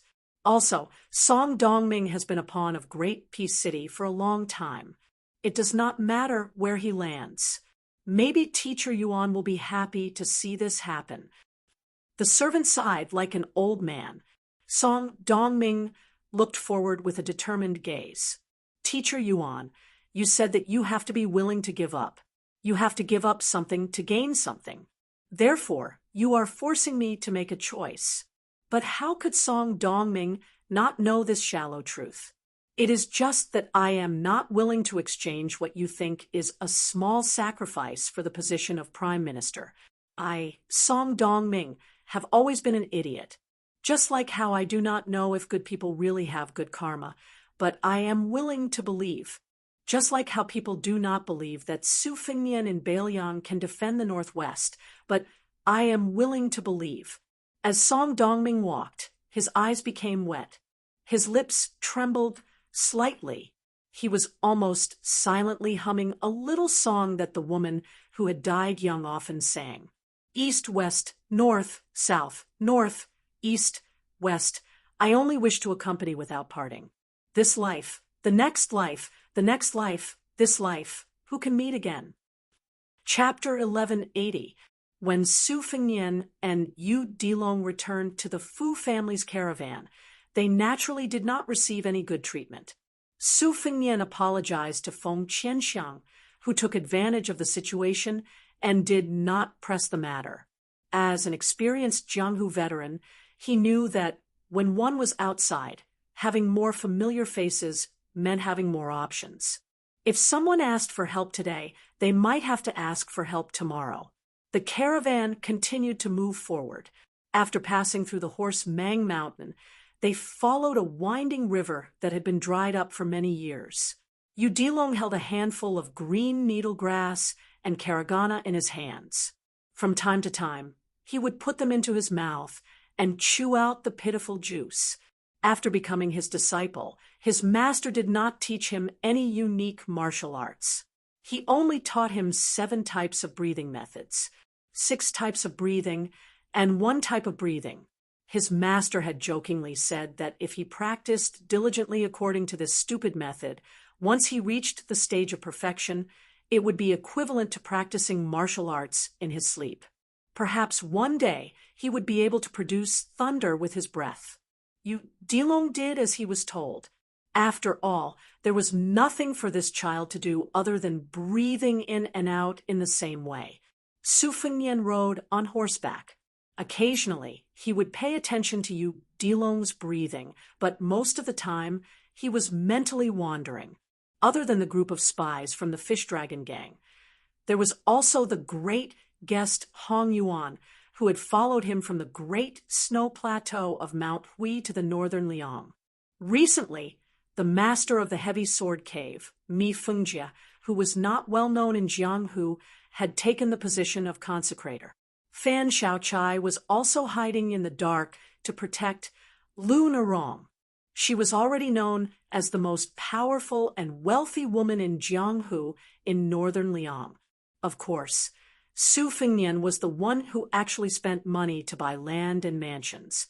Su Fengnian even took out more than 10 boxes of secret martial arts manuals from the Tide Listening Pavilion and gave them to the Fish Dragon gang. Although they were all second-rate and third-rate manuals, they were enough to make Jianghu people fight for a place in the Fish Dragon gang. Now, the Fish Dragon gang really had both face and power. No one dared to say that the 10th most powerful gang in the world was just a motley crew.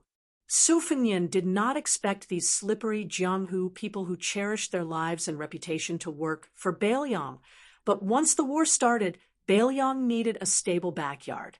The Fish Dragon gang had already reached 2,000 people. At the very least, they could ensure that Lingzhou, this granary, was as stable as a rock. If the Fish Dragon gang was just icing on the cake, then the Fu family had been providing timely assistance to Beiliang for 20 years. The family that Fu Jinqing belonged to was led by his father's generation of 7. They led their clansmen and trusted aides to silently travel through the 3 prefectures of Beiliang. A few years ago, they had even traveled to the western region. With the strength of the family, they managed to find 80% of the mines in northern Liang. However, the old and young members of the Fu family were puzzled. Why did the northern Liang government only record these mines and send soldiers to seal off the mountains and not mine them when it was clearly not difficult to open the mountains?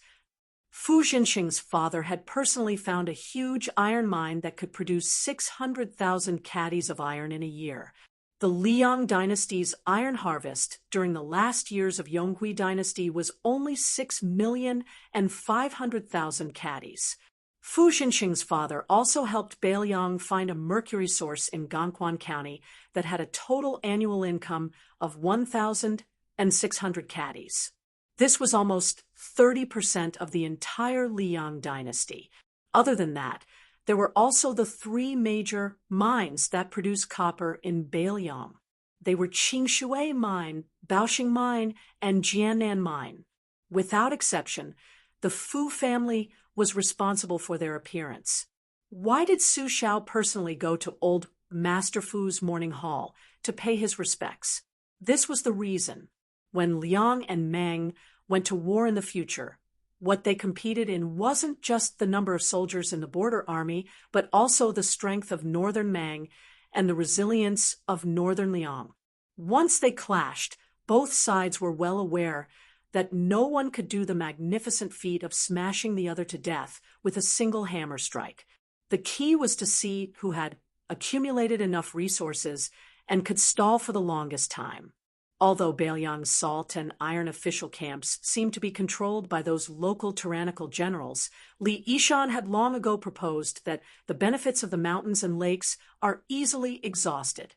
Therefore, he had simply closed the mountains and sealed the mines. He had never reported it to the imperial court. Instead, he used the local officials to fill their own pockets as a smokescreen. The local officials had been purchasing relevant materials from outside of Bailiang for many years without hesitation. However, the method was very secretive, and it was only a small business that accumulated over time, so it would not attract too much attention. Even if some knowledgeable people in the imperial court noticed some clues, it would not be appropriate for them to denounce them. This was because it was not only Bailiang's Dao Mountain that was high, and the emperor was far away. Bailiang's Yuzhou and Lingzhou bordering Bailiang, except for Gu Jiantang's former generals who were in charge of the military power, the local officials had also been infiltrated. In the past 10 years, which of those officials had not become rich when they became an official?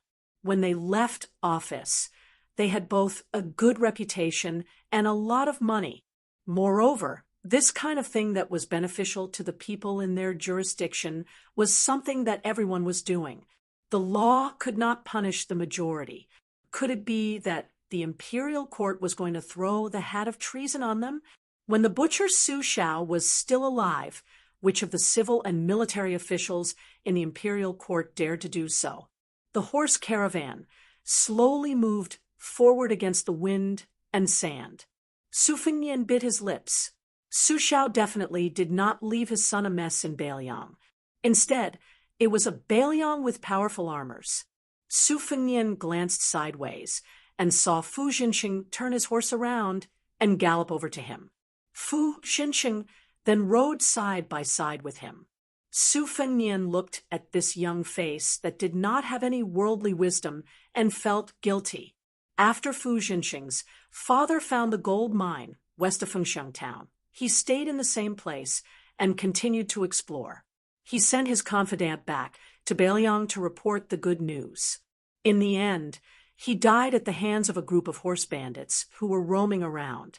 Other than Fu Jinxing's father, there were 16 other members of the Fu family who died in battle. Their bodies had not been found yet. As for Fu Jinxing, a member of Lingzhou who was a burden to the family, he was once beaten up by a group of local hedonistic sons after he saw injustice on the road. However, the Fu family did not complain to Bailiang because of this. The spies of the Whispering Chamber, who were dormant in Lingzhou, had strict rules. They would not stand up for the eldest son of the third branch of the Fu family. Because of this, the wind and sand were raging. Fu Jinxing had no choice but to say loudly, "Young Master Su, we are still 90 miles away from Qingsong City. We plan to travel through the night and finish this part of the journey in one go. I hope that young Master Su can hold on for a while." Su Fengnian nodded without hesitation and said with a smile, "As a guest, I will follow the host's wishes. This time, my disciple and I have to thank Mr. Fu for taking care of us on the way to Qingsong City. I hope that, in the future, I will have the opportunity to treat you to a drink." When Fu Jinxing heard the term Mr., he was obviously stunned. This was a well-deserved honorific, and there was almost no need for it between people of the same age. Moreover, Fu Jinxing did not have any hopes of becoming an official in this life, and did not have any extravagant hopes of going to the battlefield to obtain military merits. He only wanted to continue his father's unfulfilled wish and continue to travel through the mountains and rivers of Bailiang. He originally thought that in his entire life no one would call him Mr. For a moment he blushed, and a sincere smile appeared on his face. It was just that it was too difficult for him, Fu Jinxing, who had never been in the officialdom before, to make small talk with a fellow who was practically a stranger. However, when Fu Jinxing looked at that person's expression, for some reason, he seemed to feel a very unfamiliar sincerity. This kind of expression was not seen on the faces of the people of Lingzhou who were united and xenophobic. Those people only looked down on the people of the Fu family who had no power and no money. They only looked down on them with ridicule and pity. Su Fengnian said, "To the west of Qingsang City are Linyao Kaianshan and Fengxiang Malyoka. These two local tyrants have both submitted to the Liuzhou provincial governor's manor. In name, one has become the mayor of Linyao City, and the other has become the deputy general of Liuzhou. In reality, they are both under the strict surveillance of the Beiliang army and do not dare to cause trouble. Your trip to Fengxiang this time should be much safer than you imagined." Of course, Fu Jinqing did not think that there would be close to 1,000 cavalry secretly protecting his group. At this moment, he did not dare to let his guard down. However, it was not good to reject the goodwill of the other party. So he just smiled. Chapter 1181. After a moment of silence, Fu Jinqing suddenly asked, "Pardon me for asking, but young Master Su's qi is strong, so you must be someone who practices martial arts. I wonder if you practice the blade or the sword." Su Fengnian smiled. "At first, I practiced the blade, then I practiced the sword." Fu Jinqing probably felt that this young master with a noble identity was biting off more than he could chew, so he didn't know how to continue the conversation. After a while, he could only say, "I have practiced the blade since I was young, but I have never been able to reach a higher level. When we return to Lingzhou in the future, if we can meet again, we can learn from each other." Yu Dilong secretly bared his teeth. He thought to himself that this fellow was really powerful. Wanting to learn from his master, Su Fengnian made a sound of acknowledgement, then asked with a smile, "Why don't I see you carrying a blade?" Fu Jinqing laughed. "I'm used to using a cold blade, but Beiliang doesn't allow people to carry cold blades when they go out, so I could only find a normal short blade and stuff it in my bag." After that, Fu Jinqing really couldn't find anything to say, so he continued to lead the group of horses through the night. Late at night, the group of horses finally arrived outside Qingsang City. Fu Jinqing once again rode his horse to Su Fengnian's side, saying, "Young Master Su, we won't be entering the city, so we'll part ways here." Su Fengnian cupped his fists. "Have a safe journey." Fu Jinqing was a little worried. The city is closed at night. How will young Master Su enter the city? Although there are elite cavalry patrolling the area around Qingsang City, this place of refugees has only been under Beiliang's control for a few days, and we really don't have enough manpower on our side. Su Fengnian directly smiled and said, "It's fine. I have a proper way to enter the city." Fu Jinqing couldn't help but be speechless and had a higher opinion of this person. It must be known that Beiliang's border military law was extremely strict, and it wasn't something that the soldiers in Lingzhou could compare to. Since that was the case, Fu Jinqing didn't waste any more words and bid each other farewell. Not long after the caravan circled around Qingsang City, they heard an unusual sound of horse hooves. Not only was Fu Jinqing worried, he sat high on his horse and looked around nervously. He even pulled out his dagger. Even Zhao Jiabao and Feng Qianxiang had serious expressions on their faces. This was especially so when an expert in the caravan heard that there were no less than 30 horses. This made the Fu clan's caravan feel as if they were facing a great enemy. In the refugee lands where lives were valued like grass, anyone who could ride a horse in the past was an extremely difficult person to deal with. Their ability to fight on horseback was not inferior to the elite cavalry of the Beiliang frontier army, although there were more than 100 people in the Fu clan's caravan, and Zhao Jiabao and Feng Qianxiang were also martial arts experts. If they really fought with their lives on the line, how could there be no deaths? They were even more afraid of getting into trouble and being targeted by a large group of mounted bandits. It was hard to say how many of them would be able to make it to the military town of Feng Xiang alive. However, one of the Fu clan's cavalrymen, who had temporarily acted as a scout, hurried back. He couldn't hide the joy on his face and said loudly, "Young master, it's a dragon elephant cavalry, one of our own in Baelyang." Everyone felt as if a heavy burden had been lifted off their shoulders, and they all looked at each other and smiled. The Longxiang army, personally led by the young prince, was the iron cavalry of the Baelyang cavalry. Last year, when they attacked the military towns in Baimang's Gusai prefecture, it was like a strong man bullying a young lady. The dragon elephant cavalry stopped 100 paces away, and only one cavalryman, who looked like the dragon elephant cavalry, continued forward. Moreover, he dismounted from his horse and walked forward quickly. This action made the Fu clan's caravan feel confused. Even if this famous dragon elephant cavalry was patrolling outside the city at night, they wouldn't need to be treated so seriously when they saw that their status was similar to that of commoners, right? Although Fu Xinxing, Zhao Jiabao, and Feng Qianxiang didn't understand the situation, they hurriedly dismounted to welcome them. That sturdy armored dragon elephant cavalry not only had a new type of Baelyang sword at his waist, he also had an additional one in his hand. He asked the 3 leaders of the Fu clan in a deep voice, "Who is young master Fu Xinxing?" Fu Xinxing respectfully replied, "I am." That dragon elephant cavalry's face had a sinister scar that covered his entire face. For the first time, he squeezed out a smile and walked forward with large steps. He handed the sword to Fu Xinxing with both hands and said, "Our king." The dragon elephant cavalry quickly swallowed the second word that he almost blurted out and said, "Our young master said that in order to thank you for escorting him this time, he wants to give this sword to young Master Fu."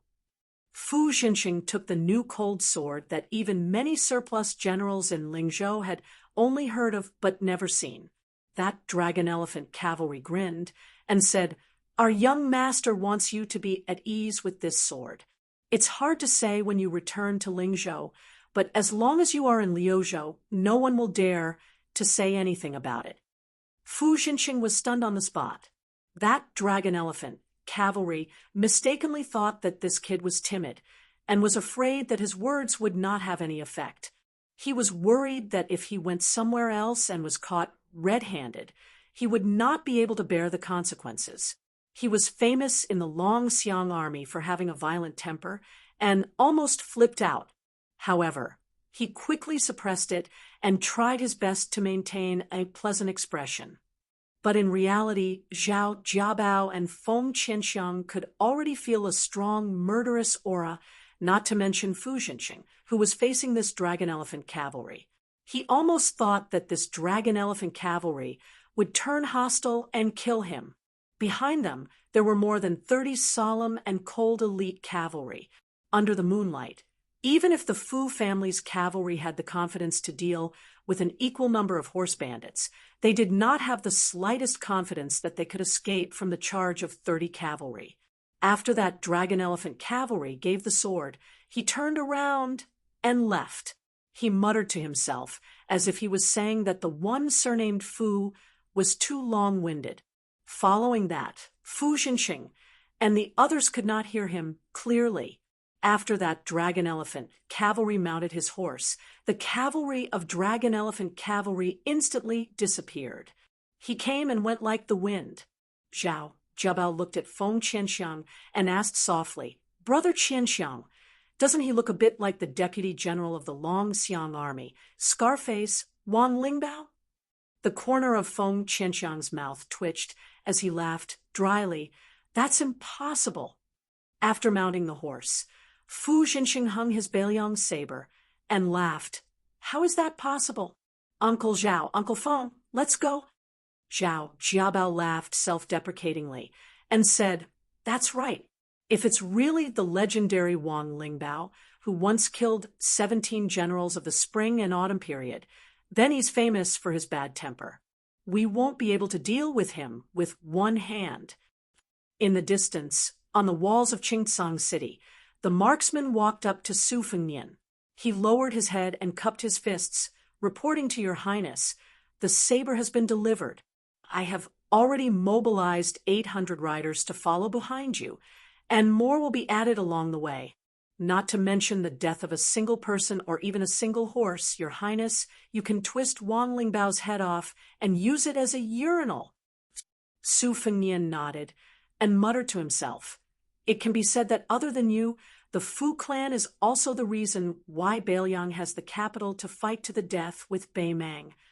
Wang Lingbao raised his head and looked at the back of this figure.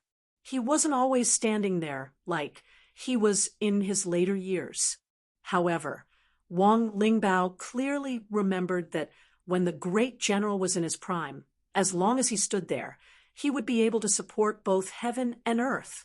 Wang Lingbao rubbed his face hard. Su Fengnian turned around and asked with a smile, Deputy Wang, if I remember correctly, you joined the Beiliang army when you were 14 years old. Did you join the army first? You've been fighting for almost 30 years, haven't you? Wang Lingbao panicked, and his face turned red. He stiffened his neck and said, Your Highness, I'm not old. It's only 30 years of war. I haven't fought enough. Su Fengnian glared at him. Wang Lingbao immediately shrunk his neck. Mother ***, this prince was the one who had killed Wang Xianji. It wouldn't be embarrassing for him to admit defeat, right? Su Fengnian couldn't help but laugh. You're one of the people in Liuzhou who know about the movements of that army. In order to cover for them, I'll give you a battle to fight. How about it? Wang Lingbao subconsciously rubbed his hands and asked, Is this battle big? Su Fengnian said, Our spies have confirmed that Ma Liuka, the shepherd of Fengxiang City, has not given up on his evil intentions and has been flirting with Bei Mang. Wang Lingbao became anxious and cursed out of habit. That dog Ma Liuka, with his several thousand small soldiers, it's not even enough to fill the stomachs of any officer under my command. Su Fengnian smiled. Are you going or not? Wang Lingbao wiped his mouth, and a bloody, silly smile appeared on his face. He laughed. Go, why wouldn't I go? A mosquito's leg is still meat. It's a waste not to eat it. Su Fengnian waved his hand. Wang Lingbao ran down the city walls. He turned his head and looked at the back of that figure. He felt that the great general was standing there again. Chapter 1182. The stars hung over the plains. Yu Dilong sat on the city wall and looked up at the stars in the sky. His mind wavered, and he could not get enough of it. This child's good fortune was enough to make all the direct disciples of the top Jianghu sects jealous. He had 30% of Wang Xianji's gift and could receive guidance from Su Fengnian. Yu Dilong pulled back his gaze and heard his master say, In July, the fire flows. In September, the clothes are bestowed. Su Fengnian looked at the large Mars that was falling west at a strange speed this year and smiled slightly. The imperial astronomer of Great Peace City had Huozheng, who were responsible for keeping an eye on the large Mars. They were all old men, but this year 2 of them had been demoted in succession because they could not give a reason. In the case of Jingdo's white clothes, the large Mars that was falling west at a strange speed could be considered the main culprit. When a dynasty was prosperous, there would be auspicious signs. When a country was about to fall into chaos, there would be bad omens. The imperial astronomer, who had replaced a youth as Huozheng, had not had a moment of rest this year. Su Fengnian turned his head to look at the northern lands outside the city. The Liang imperial court could be considered the dynasty with the widest territory since the Great Qin dynasty. Moreover, with Su Xiao and Zhao Bing, the king of Yanqi, overseeing the border, the prestige of the House of Zhao had reached the peak of the various dynasties. In the imperial court of Great Peace City, famous officials and officials gathered in the same hall. Many times, Su Fengnian wanted to personally ask the emperor of the House of Zhao one question. Other than the flaw of not having the authority of the husband, what else was he not satisfied with? Su Fengnian unconsciously looked in the direction of Great City to the east. He thought of Bai Yen, who had worked hard for the Zhao family. This old scholar's present days were not very good. Most importantly, this Grand Secretary's future days would be even worse. This time, using the opportunity of West Chu's restoration of the country, his actions of suppressing military force and removing vassals had completely touched two of the people's reverse scales. It was hard to say whether the heavens would be angry, but it was certain that people would be angry. The vassals and vassals of the imperial family, including the Prince of Guangling, were destined to harbor hatred in their hearts. Adding on the group of vassals of the Zhao family of Great City who had accumulated hatred for a long time, as well as the dukes and marquises who had been ordered not to leave their territories, there was no one in the world with the surname Zhao who had a good impression of him. Forcing all the generals to lead their troops to the outskirts of Guangling for training, Gu Jiantang had almost completely offended all the valiant generals. Su Fengyan sighed. Wu Wudi and Wang Xinji are both dead. Wen Wudi just had to follow Lu Su's plan of reform at this time. Do you really think you will have a good ending? Do you really think you are standing on the side of the emperor? Su Fengyan did not rejoice in his misfortune. Although Zhang Julu was Beiliang's mortal enemy, in this world there were always a few people who could win the sincere respect of their enemies. Su Xiao was one of them. The Empress of Beimang, Gu Jiantang, the old king of Jing, and Zhao Heng. These opponents who should hate Su Xiao the most had never insulted Su Xiao in their lives. Su Fengyan sighed softly and said to Yu Dilong that they were leaving. The child jumped down the city wall. Before Su Fengyan entered the city, he had already learned from Wang Lingbao that the two people he was going to meet this time were coincidentally not in Qingsong City. His younger brother, Su Longxiang, had only brought 80 riders to the border north of Linyao military town to chase after a group of horse bandits that were said to be 1,000 men strong. Chun Shiliang, on the other hand, was somewhere outside the city recruiting soldiers and buying horses for the Yuzhou border army. For the past 2 months, he had been sleeping outside the city almost every night. Su Fengyan and Yu Dilong came to the mansion of the provincial governor of Liuzhou, which had taken over the Dragon King's mansion. The mansion was brightly lit, almost all the officials sitting behind desks and dealing with government affairs were young faces. Half of these outstanding talents who had been specially promoted were scholars who had gone through heavy screening, and the other half were descendants of the nobles of the former 3 provinces of Beiliang. When Su Fengyan entered a small government office that was used to manage grain and fodder, he happened to see the provincial governor, Yang Guangdou, holding a weasel hair brush upside down and fiercely knocking an official's head. He cursed the official's 18 generations of ancestors without leaving a single one behind. That young man, who looked like a grain officer based on his official robes, was blushing, being insulted by the provincial governor in front of his colleagues. His rank was worlds apart. Naturally, he did not dare to retort. Feeling wronged, the handsome man, who was 7 feet tall, actually broke down in tears. Provincial Governor Yang still did not go over. Huffing and puffing, he handed the brush back to the young man. His hand that was stained with ink carelessly wiped the other party's official robes. With a cold snort, he said, "I'll come again tomorrow morning. If it's still a mess, your grandfather is Wei Tai's Han. I can't afford to offend him, and I can't demote you either. However, I can still do such a trivial thing as sending you to that shabby ceremonial room near the latrine. Wei Tongha, your official robes are dirty. You don't even need to wash them. In any case, you'll most likely have to change them tomorrow." The young man's face was pale. He clenched his teeth. Although his voice was still choked with sobs, there was no longer any fear in his eyes. It was as if a broken jar was smashed to pieces. He said, "Provincial Governor, Linyao military town has 3 counties under its jurisdiction. It has only been established for such a short period of time. This lowly official, along with 3 colleagues and 6 subordinates, only sleeps for 6 hours a day.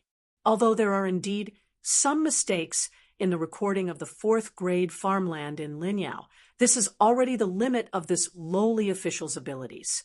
If provincial governor feels that this lowly official is unworthy of this position, and feels that this lowly official is relying on the merits of my ancestors to eat and drink here, then there is no need to find excuses to make things difficult for me. Yang Guangdo blew on his beard and glared. After a moment of hesitation, he laughed coldly and said, "Kid, you have some backbone. Then don't talk nonsense and scram. Our Liuzhou's ceremonial room is the most important government office. It is in charge of advising and educating.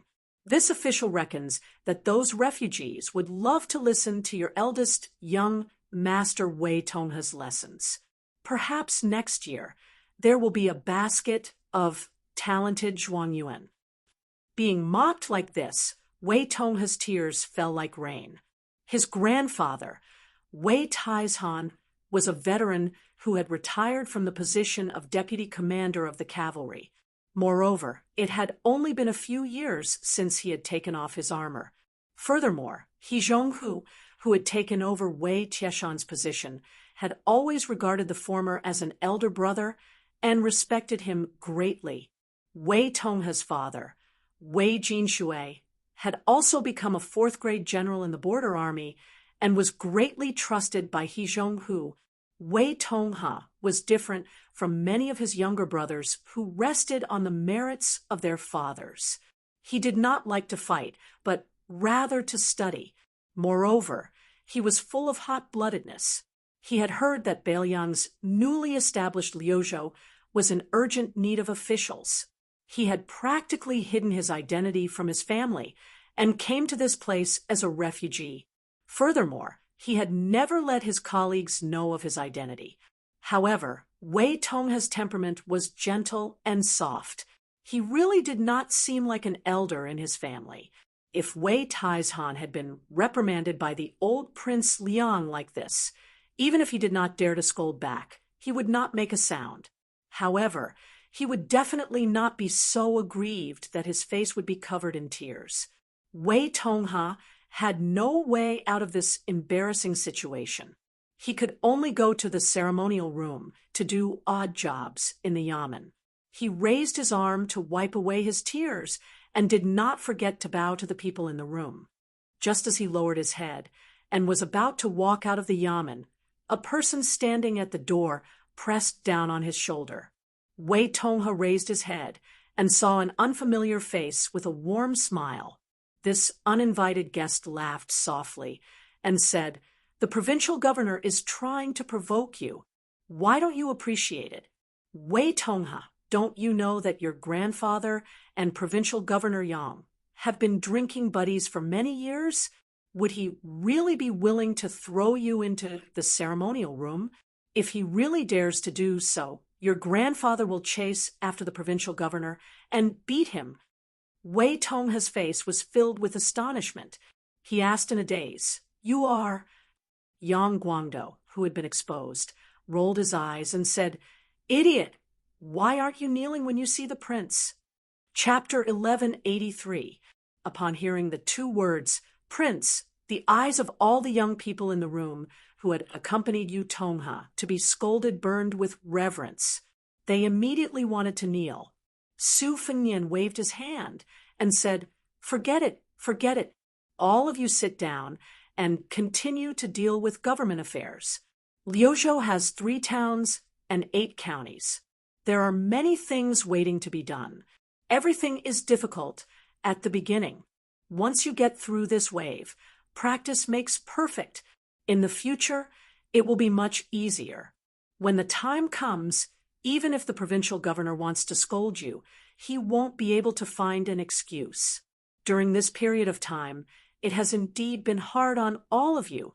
In a moment, this king will send a few jars of wine to all the yamen, and the ceremonial hall will send more.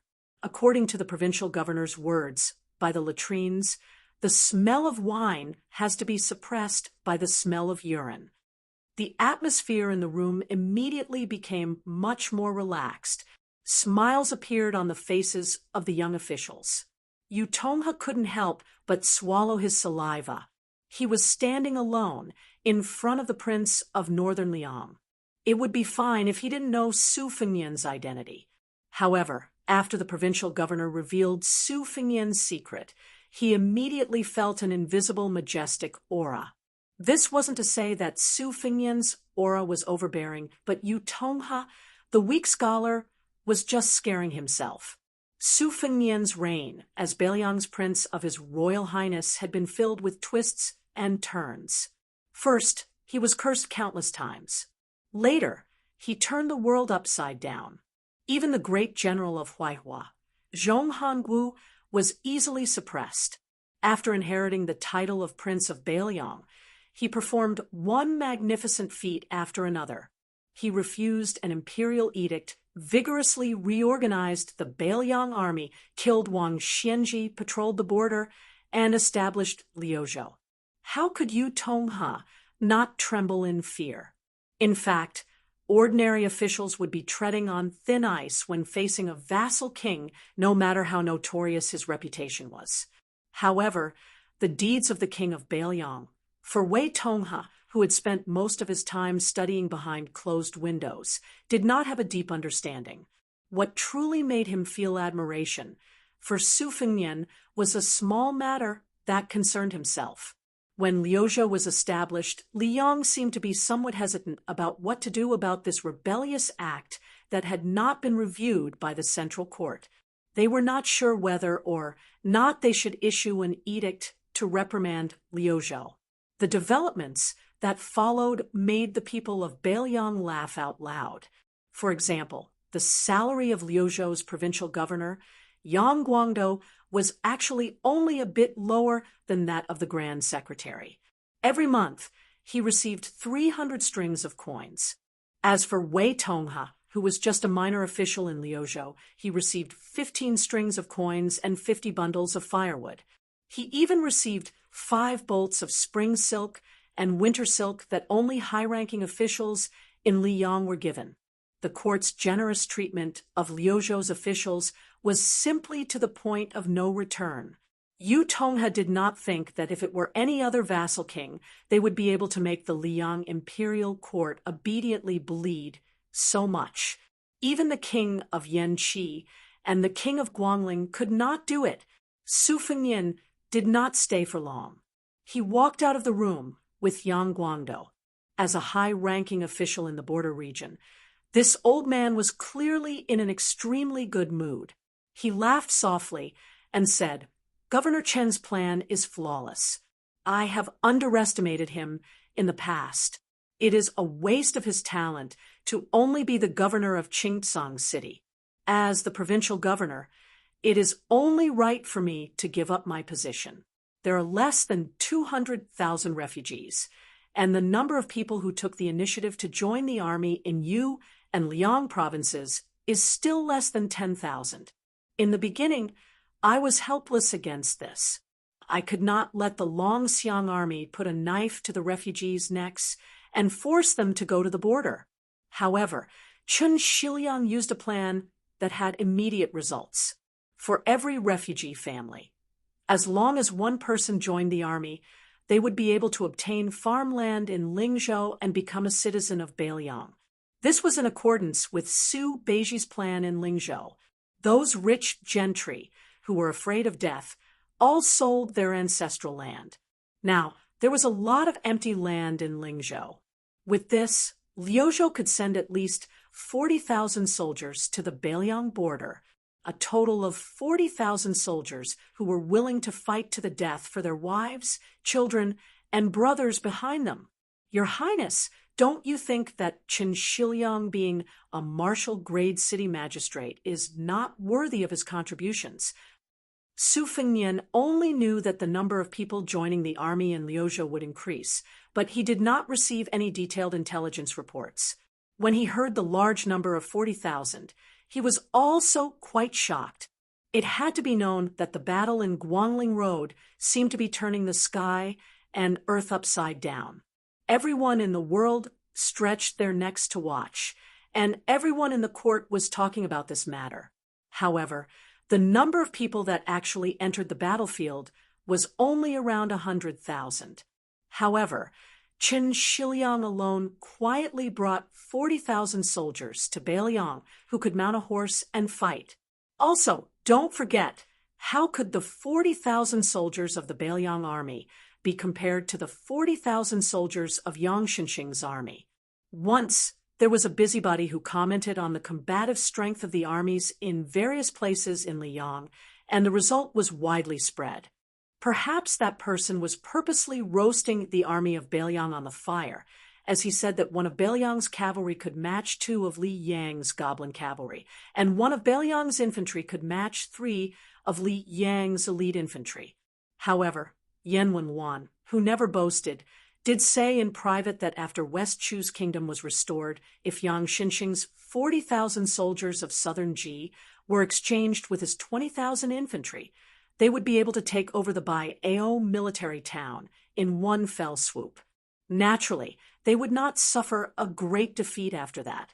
Su Fengnian said, helplessly, refugees who move to Ling province can obtain a household registration.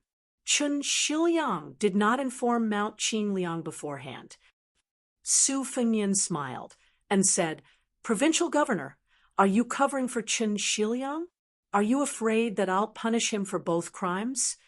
Yang Guangdo burst out into laughter and did not try to hide his thoughts. He said bluntly, that's right. Qin Shiliang came from a humble background, but he truly cares about the people. This is something that even a simple and honest descendant of a noble family like Wei Tongha could never achieve. Your Highness, you can't let such a good seedling die prematurely. To be frank, if you really want to use Qin Shiliang to establish your authority in Lu province, I won't be able to stop you, but after that, I'll definitely bring him into the provincial governor's mansion and treat him like a precious treasure. Su Fengnian said frankly, at the beginning, I was planning to give Qin Shiliang fair rewards and punishments, but on the way to Qingsong City, I met a descendant of the Deersong clan. Just like you, he has a very high evaluation of Qin Shiliang, so I gave up on that idea. Moreover, I've discovered one point. In Wutong'an, my second sister is leading the charge, and with the help of the old group of strategists and advisors, it's already very difficult for them to deal with ordinary government affairs in Beiliang. If a war really does break out, I reckon that even if I sit behind my desk 24 hours a day, I still won't be able to deal with it. Right now, Mount Qingliang is only dealing with some of the old habits of Beiliang's underworld. They can still proceed step by step according to the rules. Once this war breaks out, I'll definitely have to go to the border. When the time comes, I'll have a headache. Yang Guangdo said in a low voice, Your Highness, are you saying that Mount Qingliang lacks a Li Yishan who has the vision and strategy to control the overall situation? Su Fengnian nodded. Yang Guangdo sighed. Ruefully, this kind of person can be said to only appear once in 100 years, or even once in a few decades. Even if there is one, it would be in the great peace city's Zhao clan. How could it be our Beiliang's turn? Just like the 100 or so scholars rushing to Luzhou and the local gentry descendants of Beiliang, there are more than 200 of them. But in my opinion, the best material, that is, someone with Wei Tongha's level of temperament and talent, needs to be polished.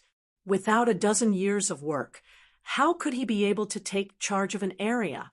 Being an official is the easiest thing in the world.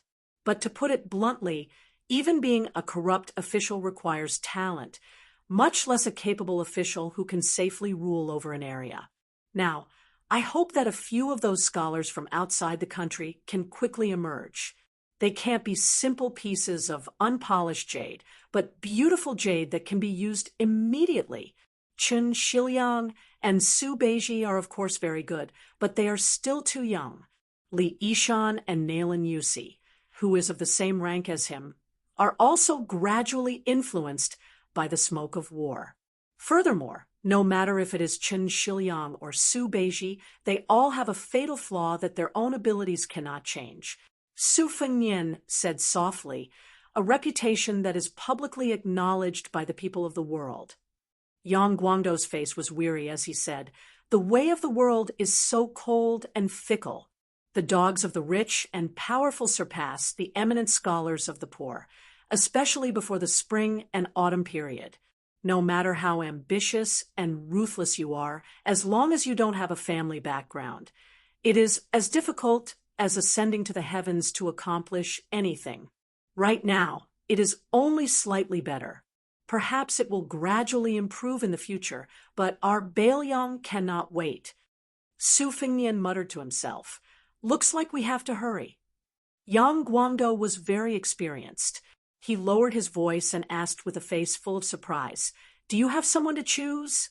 Su Fengnian smiled bitterly and said, "For this kind of matter, it is not useless even if both sides are in love. Nothing has been set in stone yet. It will depend on my luck." Yang Guangdou touched on a sore spot and said with a playful smile, "There are rumors that Lu Su of Xiangfan City was once ignored by the king?" Su Fengnian did not deny it and said self-mockingly, "I don't know who is the blind one." Yang Guangdou dismissed it with a smile and suddenly asked, "I heard that the guy from Shangyin Academy has come out of seclusion and has gone to Great Peace City?" Su Fengnian's face was slightly gloomy. He nodded and said, "They have started to slay the dragon." Yang Guangdou smiled coldly and said, "The hound is cooked after the rabbit is killed. It is better to kill the deer." Chapter 1184. That night, Su Fengnian, led by Yang Guangdou, visited all the yamens in the Liuzhou provincial governor's mansion. He saw scenes of people burning the midnight oil, young faces that were far from being mature, and a large number of elite soldiers entering and leaving this heavily guarded mansion. It made one feel that this place was radiating with an unusually lively atmosphere. Su Fengnian and Provincial Governor Yang did not disturb the officials in the yamen dealing with political affairs most of the time. They walked around casually and commented on the deployment of troops in Beimeng. The new king of the south, Dong Zhuo, was nominally in charge of power. Although he had Empress Morong's support, he might not be able to completely reorganize the troops of the south in a short period of time. The spring and autumn annals had brought the perfect etiquette and culture of the Central Plains to the south, adding wings to a tiger. At the same time, they had also brought many bad habits that Beimeng did not have. The atmosphere of luxury was even more extravagant than that of Bailiang. Don't look at the fact that when Bailiang heard that there was going to be a war, 3 or 4 of the tycoons in Lingzhou would leave Beimeng. It was human nature to seek advantages and avoid disadvantages. Moreover, the confrontation between the north and the south in Beimeng was deeply rooted and had always been sharp. The rich people of the south were so active that they had to rely on the influential people of the Great Prairie in the north. This had unknowingly increased the arrogance of the north and weakened the already weak authority of the south. Dong Zhuo, the fat man, would probably lose a few pounds of weight. Su Fengnian and Yang Guangdou chatted about whatever they thought of. Unknowingly, it was already dawn. Yang Guangdou, a third-rank border official, had to hold a meeting every morning and evening. Today, Su Fengnian, dressed in casual clothes, took the opportunity to participate in the meeting. He did not sit on the main seat. The position of Lu Province was still empty. Su Fengnian sat in this seat. The important subordinates of the other provinces were all present. These seats were not for just anyone to sit in. None of the people present were still young and naive. They were all high-ranking officials who had been evaluated in the old 3 provinces of Yuliangling. Most of them were in their 40s or 50s. Although they were not as sharp as the young people, they were familiar with government affairs. They could first ensure that there would not be any major mistakes in the newly established Lu province. These 7 or 8 fourth-rank and fifth-rank officials had never seen the young vassal king before. It was no wonder that they were ignorant and ill-informed. After all, before they were promoted, their ranks were not high, and they were all civil officials. In the past, they had never had the opportunity to enter the prince's mansion on Mount Qingliang to pay a visit to great General Su Shao and His Royal Highness Su Fengnian. In this world where information was blocked and the venerables were taboo, the vast majority of the common people of Beiliang probably still did not know the name of the new Prince Liang. In Beiliang, the people who could truly be said to be known by both women and children were people whose names could be reported. In the past 10 years, there was no need to mention Su Shao. After that, there was Chen Jibao and Chu Lushan. Yuan Zuozong's reputation could be compared to Yan Wenluan, Zhong Hongwu, and other old generals. In addition, there was the most talented person in Beiliang, Su Weisheng, and the recently deceased daughter-in-law of the Su family, Wang Chudong. Su Fengnian looked at the officials in front of him, who had puffy eyes but were forcing themselves to sit upright. They were old and naturally had less energy. There was a lot of work to be done in Liuzhou, and they had become officials under the eyes of the old fox Yang Guangdou. In addition, the entire Beiliang officialdom was staring at them. This group of old people really woke up earlier than chickens and went to bed later than dogs. Su Fengnian listened to everyone's slightly trembling reports. He did not make any comments about their government affairs. Instead, he joked, "Most of you have worked hard for an entire night. Don't treat your buttocks unfairly. Relax and sit. Do whatever is comfortable. Just boldly lean against the back of the chair. Our Beiliang does not follow the customs of the Liang officialdom. We do not pay attention to having half of our buttocks outside the chair when facing a superior official." Yang Guangdou kicked off his boots and sat cross-legged on the chair. He laughed and said, "I have been dragged by the prince for an entire night. My old legs are sore." In any case, with the provincial governor acting as a bird out of the forest, the other officials immediately relaxed. Although they did not dare to be as unrestrained as Yang Guangdou, they still dared to press their buttocks firmly against the back of the chair. A few of them let out a long sigh of relief.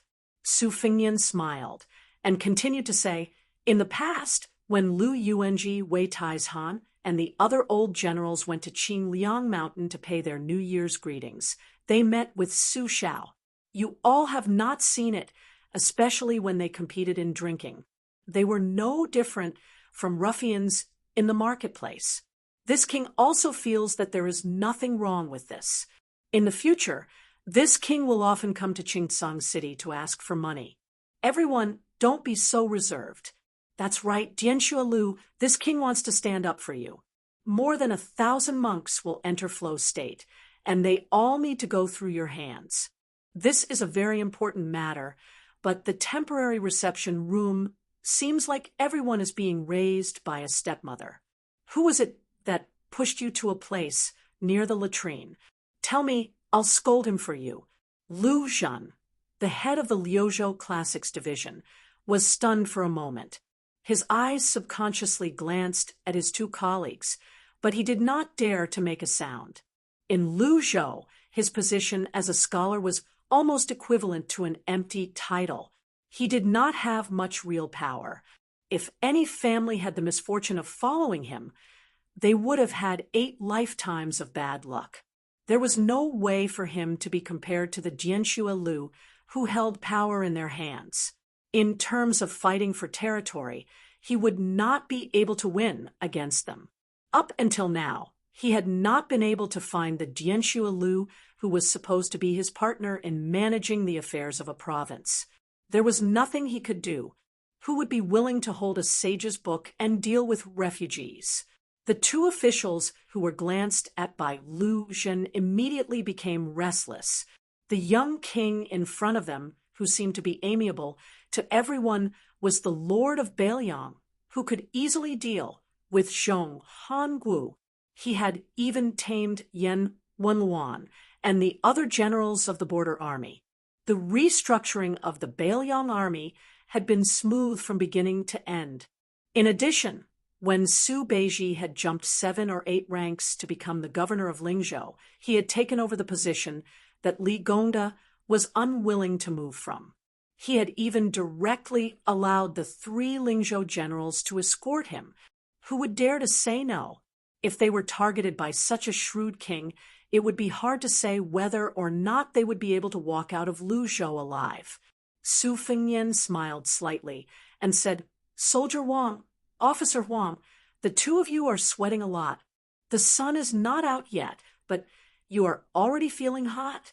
If you are not feeling well and are not acclimatized to Luzhou, while this king is in the governor's manor, if you want to ask for leave, there is no need for the governor to agree. This king will allow it. I heard that the two of you are in-laws. If you have a companion, when you return to Lingzhou, you won't be afraid of being lonely." Chapter 1185. Wang Xiuqing and Huang Yuqing immediately began to sweat profusely. They left their chairs and knelt on the ground. Yang Guangdou, who was sitting cross-legged, smiled as he watched this scene. He did not help the two officials in their hour of need, nor did he say anything bad about them. Su Fengnian stopped smiling. He rested his elbow on the edge of the chair and calmly said, "One is in charge of commanding the troops stationed in Luzhou. The other is in charge of monitoring the officials in Luzhou. Both of them are important positions in Luzhou. The two of you together, not including the calligraphy and paintings, gave Li Gongda a total of 68,000 taels of silver. Only then did you get the letter of recommendation. However, this king had already looked through your resumes and checked your past achievements. You were very good, so he agreed. What, are you so worried about the money that you are in such a hurry to plunder the land in Luzhou? Why don't the two of you make your move a little later? It seems like your skills as an official are not perfect enough." Wang Xiuqing, the Fufeng County Commandant Yu Wanqing, and Wenwei County Magistrate Li Zhaoshou, as well as the two people you promoted, Wu Xiaoxian and Hong Pashu, received a total of 6,000 taels of silver. Is this king wrong? Su Fengnian's finger gently tapped on the edge of the chair. The chair was made of the highest quality yellow rosewood. It was a valuable item left behind by the previous owner of Qingsong City. It made people envious. Su Fengnian did not speak. Wang Xiuqing, who was tall and strong, did not look like a civil official.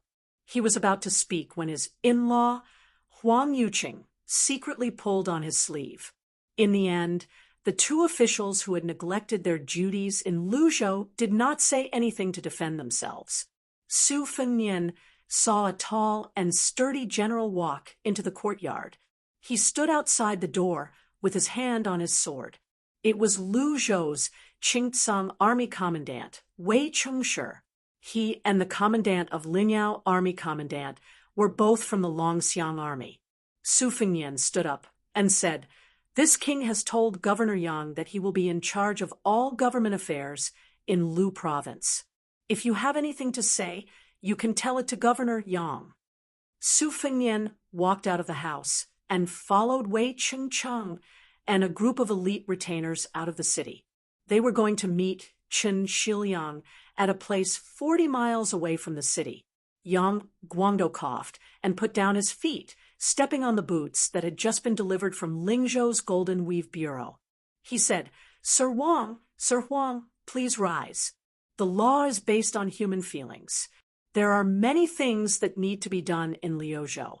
With such a huge mess, I am unable to find anyone that will not hinder the great cause of Bailiang.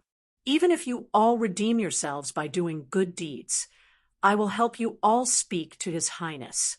However, while His Highness is in the Azure Continent. It's best that you don't show your faces." Wang Xiuqing stood up, his expression heavy.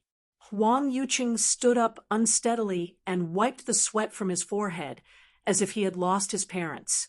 Even if the provincial governor had given them leeway, they had left a bad impression in the prince's mind. Did they really think that they could make up for their mistakes with merit? Huang Yuqing was not so childish, but he was still grateful for Yang Guangdou's consolation. He bowed deeply with his hands clasped in front. As he bowed and lowered his head, he caught a glimpse of his in-law, Wang Xiuqing, who was still standing there in a daze. He did not want to add fuel to the fire, so he pretended not to see anything. Yang Guangdou smiled and looked at the unconvinced soldier. He did not get angry. He put on his boots and stepped on the ground. He smiled and said, "Sir Wang, do you think that I am playing the villain in front of His Highness?" The unyielding Wang Xiuqing indeed thought so. However, he did not expect Governor Yang to be so direct. He was startled, and his gloomy face lightened a bit. Yang Guangdou waved his hand and laughed. "Then you are underestimating this official too much and underestimating His Highness even more. This official does not have His Highness's ability. I cannot find out how much money you have given out, nor can I find out how much money you have accepted. In fact, everyone here is well aware that Lu Province is a barren land, and being an official here is a hard job. But no matter how little money there is, to be able to sit on a yellow rosewood chair in this room, your official rank is solid. Even the imperial court has recognized you, and all of us have received the official documents from the capital. This official has also received the title of Governor Yang Guangdou. As for me, I am very busy. There are many things that I do not want to be complicated. Think about it. Yuan Qing, Li Xiaoshou, Wu Xiaoxian, and Hong Pashu. These 4 people, I have heard of them. They are similar to the 2 of you. Their family background is not great. They must have worked hard to become an official." Speaking to this point, Yang Guangdou rubbed his chin and could not help but laugh. Of the 4, this official is most familiar with Li Xiaoshou. A month ago, I even chatted with him. This person is indeed full of knowledge. What is funny is that at that time, the Weaving Bureau had just sent over the official robes and had not yet sent over the boots. This kid was wearing a brand new robe and a pair of broken shoes. When we were chatting, he would occasionally touch the soft patch on his chest as if he was touching the face of a beautiful young lady. It made him very happy. At that time, this official was thinking that he did not want to be a county magistrate in Lingzhou and came to Luzhou to be a county magistrate. He was promoted but lost money. This kind of person is still a true scholar. In his heart, he still has the strength of a scholar. Yang Guangdou looked at Wang Xiuqing and laughed softly. "I know what you are thinking. I am just helping people get an official position because I like their character and knowledge. I have more money in my purse, and I have also found talents for Bailiang. This is a good thing for both sides. What right do you, King of Bailiang, have to not let it go?" Wang Xiuqing, is this what you are thinking? Wang Xiuqing was honest and unyielding. She said in a low voice, "That's right." Yang Guangdou shook his head and said, "You are wrong. Whether it is you or even me, the primary 3rd-rank provincial governor of Luzhou, we cannot escape the problem of not being in a position and not being in a position. For example, I do not have many people at my disposal and am unable to make ends meet. According to the law, you should be stripped of your official status and be sent back to Lingzhou. However, I still have to clean up your mess. This is how I, Yang Guangdou, only consider the gains and losses of Luzhou. However, if every soldier and official in Bailiang is like you too and does not need to follow the rules, as time passes, the mud and sand will fall together. This Bailiang's officialdom will be in complete chaos. That is why what I said before is not entirely correct. You have to talk about human feelings, but if you talk about human feelings too much, it will not be a long-term plan. Look at Lingzhou's officialdom. You bunch of pitiful fellows who have not been able to make a name for yourselves in the past 20 years. You must know this better than me. Ask yourselves, will Lu Zhou become the second Lingzhou? We are about to go to war. Us officials who do not even need to wave flags and shout battle cries should not let the prince worry about this so early.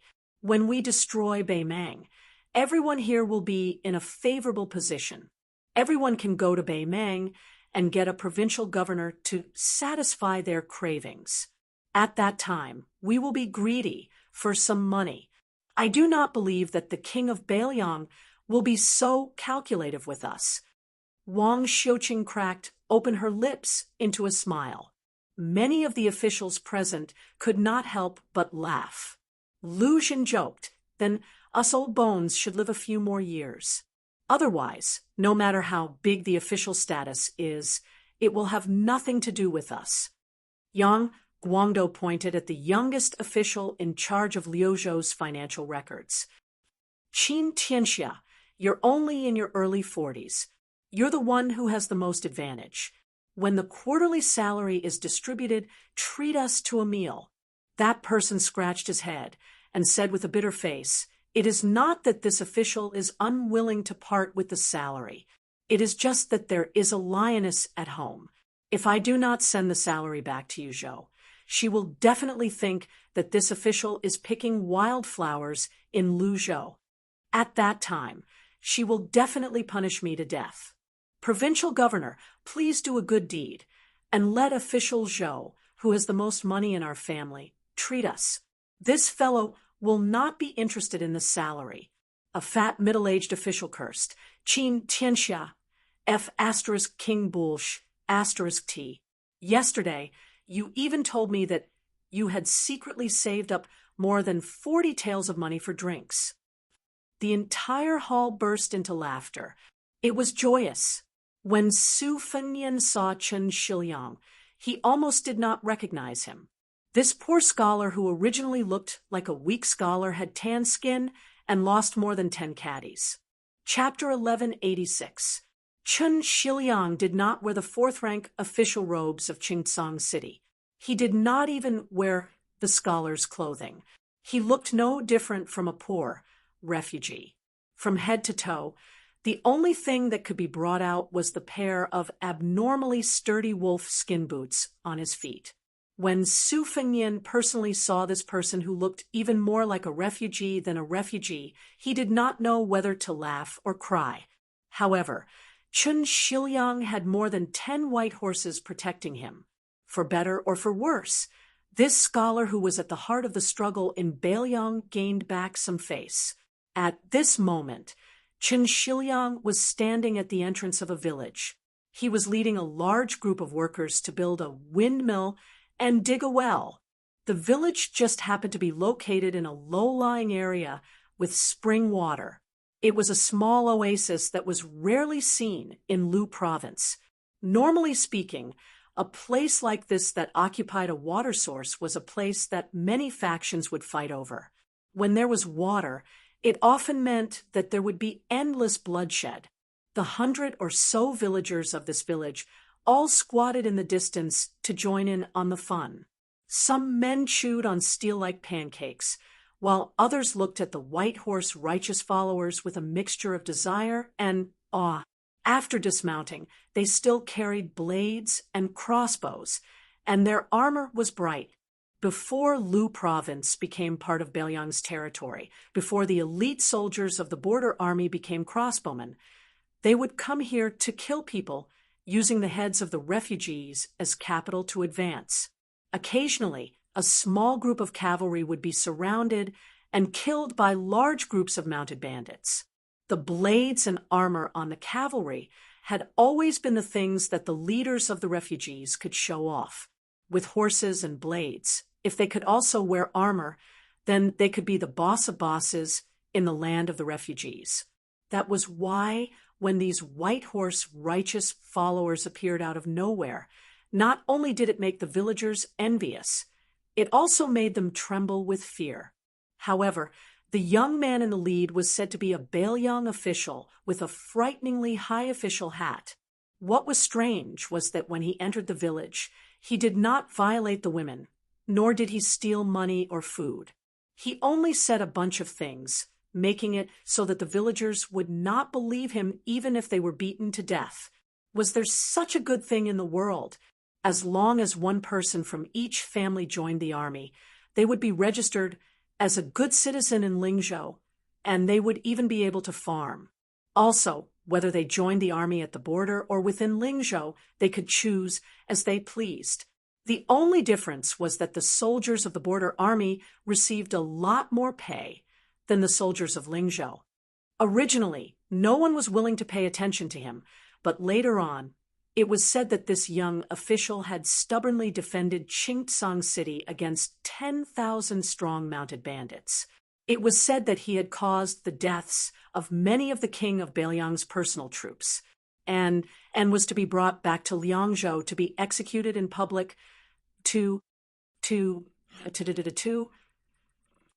When the villagers saw another group of horses galloping over, they stopped outside the village. A young man who looked even more handsome than a woman gradually approached. Beside him was a small child that looked like charcoal. Behind him was a tall and sturdy man who looked like a general. His attire was really King eye-piercing. TSK. No matter what, he should be a general that could lead several hundred soldiers. Some of the brats who were born and raised in the village were not afraid of anything. They wanted to go around half a circle to take a good look, but in the end, they were chased far away by their elders. However, there were some strong women who could knock down men from Jiangnan with one hand. Their eyes were shining. Oh, what a handsome little brother! Who knows which family's woman has the good fortune to enjoy him? Their men didn't care about this. They kept cursing and swearing, and the women also dared to talk back. The bolder ones even smacked their thick lips, wishing they could swallow that little brother with a pair of phoenix eyes into their stomachs. Soon, all of the villagers were scared out of their wits. Their scalps were numb. When the white horse righteous Song saw the young man, he knelt down on one knee, with one hand on the ground and the other on his blade. He said in a deep voice, "We pay our respects to the prince." When the white horse righteous Song knelt down, the officials in charge of digging the well in Luzhou also knelt down. They were even more reverent than the solemn white horse righteous calm. In this period of time, first, there were many bald monks who worked hard in Luzhou begging for alms and preaching. Later, there were also young immortals from Wudong Mountain who came here to travel. They all said that the young vassal king was either the reincarnation of a bodhisattva or the descent of Zhenwu. Su Fengnian said softly and stood up. He then walked towards Qin Shiliang. The dozen or so white horse righteous Song naturally followed behind the king of Baelyang. They separated the Azure Commandant's retinue without leaving a trace. Wei Chengqin rubbed his nose. He was a little embarrassed, but he did not dare to show any dissatisfaction. During the Battle of Azure City, there was a great disparity in military strength. Although the defending side always had an innate advantage, the city walls of Azure City were not tall and sturdy.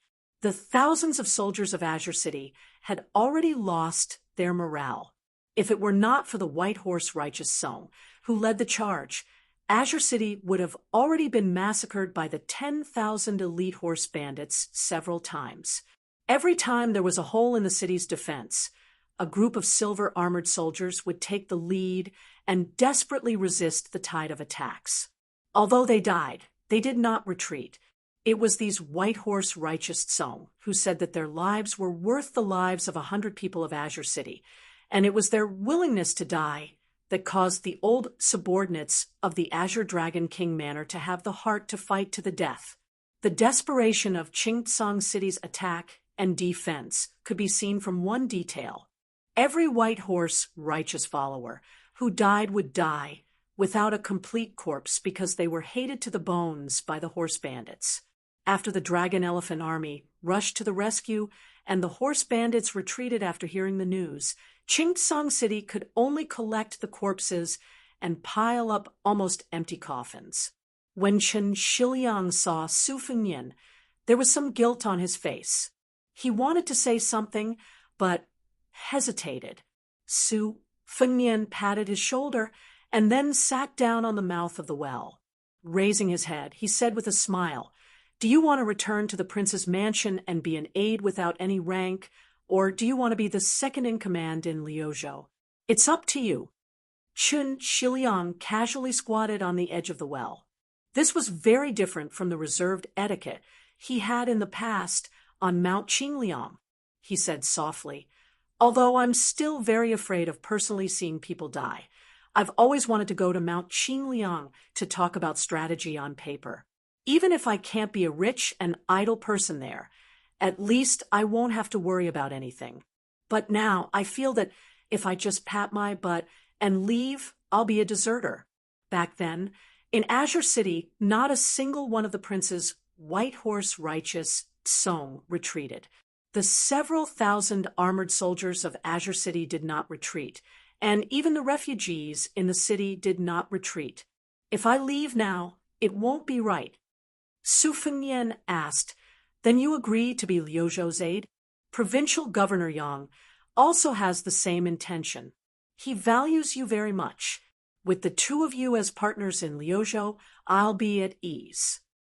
Chen Shiliang shook his head and said, "Aid is the most important aid of a province. If it was Lingzhou, where Beiliang's backyard is far away from the battlefield, I'm confident that I can still manage it. But Liuzhou's current appointment system is inclined towards people who can be both civil and martial. I think I'll pass. I'll focus on being the governor of Azure City first. In any case, as long as I think of something, I'll tell the provincial governor frankly. I don't need an aide." Su Fengnian did not make things difficult for him. He nodded and said, "As you wish. In any case, when the time comes and you feel that you want to be a high-ranking official, you can go to Yangguang and ask for his official hat. You don't need to inform Mount Qingliang." Azure officer Wei Chung stood nearby. When he heard this conversation, his heart was in turmoil. Where in the world could he find such an easygoing vassal king? How could he casually choose his official hat? It could be seen that the rumors about the king of Beiliang wanting to deal with Chen Shiliang were all nonsense. Wei Chung had long heard of the two popular figures of Mount Qingliang, Su Beiji, and Chen Shiliang. Within Beiliang, Su Beiji's achievements and ability far surpassed Chen Shiliang's. His governance of Lingzhou was both firm and soft. It was said that he was about to overpower the head of the civil officials, the administrator, Li Gongda. However, Wei Chung still thought more highly of Chen Shiliang. There was no reason to speak of. Just based on this scholar, he was able to defend Azure City to the death. Moreover, he really managed to defend it. Chen Shiliang suddenly said, "Has your highness been to the cenotaph?" Su Fengnian said, "I just entered the city last night. I wanted to go with you to offer wine."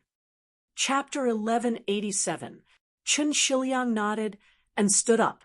He waved his hand and called the head of the workshop to come over and whispered the relevant matters to him. At this time, a tall and strong young man walked out of the group of odd job workers and walked towards them. Soon, he was stopped by two white horse riders. The cold sword in his hand was half an inch away from the scabbard, and his killing intent was very strong. Su Fengnian glanced at the youth and realized that he was actually an acquaintance of his. Back then, he had entered the land of the refugees by himself and encountered a lot of twists and turns outside the village outside of Azure Sky City. The refugees were so greedy that they forgot about their lives and wanted to rob horses and carry swords to make a fortune. This youth who was proficient in spear techniques was one of them. He had the unique aura of a refugee. If Su Fengnian remembered correctly, this youth had a little sister who was as thin as a matchstick. It was because of her that Su Fengnian didn't kill them, and even gave the siblings a bag of broken silver. Su Fengnian said, "Let him come over." The young man, who was hot-blooded and wanted to go forward, was already very scared when he met the white horse riders. He had always remembered the superb martial arts of the handsome ranger. He was grateful that the ranger did not kill him and gave him the silver. Now that the silver had been pierced by the young man, he put it on a rope and hung it around his sister's neck. His sister liked it very much. When the young man learned that this person was the prince who controlled the life and death of all the refugees, he did not think too much. He was afraid that he would never see him again, so he wanted to thank him personally. The young man was embarrassed and uneasy. His footsteps were a bit erratic. When he finally walked 5 or 6 steps away from the young prince, his mind was blank. He did not know what to say. His face was red, and he did not even know where to put his hands. Su Fengnian softly smiled and said, "What is your name? I remember that you have a younger sister who is braver than you." The young man finally came back to his senses. He swallowed his saliva and said in a trembling voice, replying to the prince, "This one is called Lu Su. My sister is called Lu Yu." Su Fengnian joked, "You even know how to report back." The young man secretly pinched his waist, and his mind finally cleared up a little. He smiled shyly and said, "I learned it from the workers. When they talk to the city overseer, they all say the same thing." Chen Shiliang smiled and explained to Su Fengnian, "Lu Yu wanted to go to the border and join the army. I saw that he was too young, so I didn't agree. However, this youth is quite strong, so I allowed him to do some work for the yamen and earn some money to make ends meet. His hands and feet are nimble, and he is also smart. He can already recognize more than 100 words.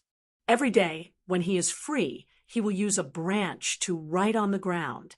In fact, this youth and his sister originally only had surnames and no names. They were just casual nicknames. Lu Yu and Lu Yu were actually given by him." Su Fengnian looked at the youth and asked with a smile, "You went to the border to join the army. If you die, what will happen to your sister? Why didn't you join the Lingzhou army? At least you don't have to fight on the battlefield." The youth replied with a serious face, "The official in charge of recording said that we get a lot of money from the border army, and we get money quickly. As long as we go, not only will we get a large amount of money, we will also get a piece of land in Lingzhou. Then again, didn't they say that one of our Bailiang soldiers could fight 3 or 4 of their northern barbarians? I might not die if I go to the border. If I can use my spear to kill a few northern barbarians and become a sergeant or something, then my sister won't have to worry about food and clothing for the rest of her life. She might even have her dowry." The youth seemed to have remembered something and quickly said, "Reporting to your highness." Su Fengnian laughed loudly. After thinking about it, he said, "All right, I will allow you to join the army in Yuzhou. Your spear techniques are not bad. I have experienced it before. Once you learn how to ride a horse, I will have Huang Fu promote you to be a sergeant. I will help you and your sister find a good family in Lingzhou to live in."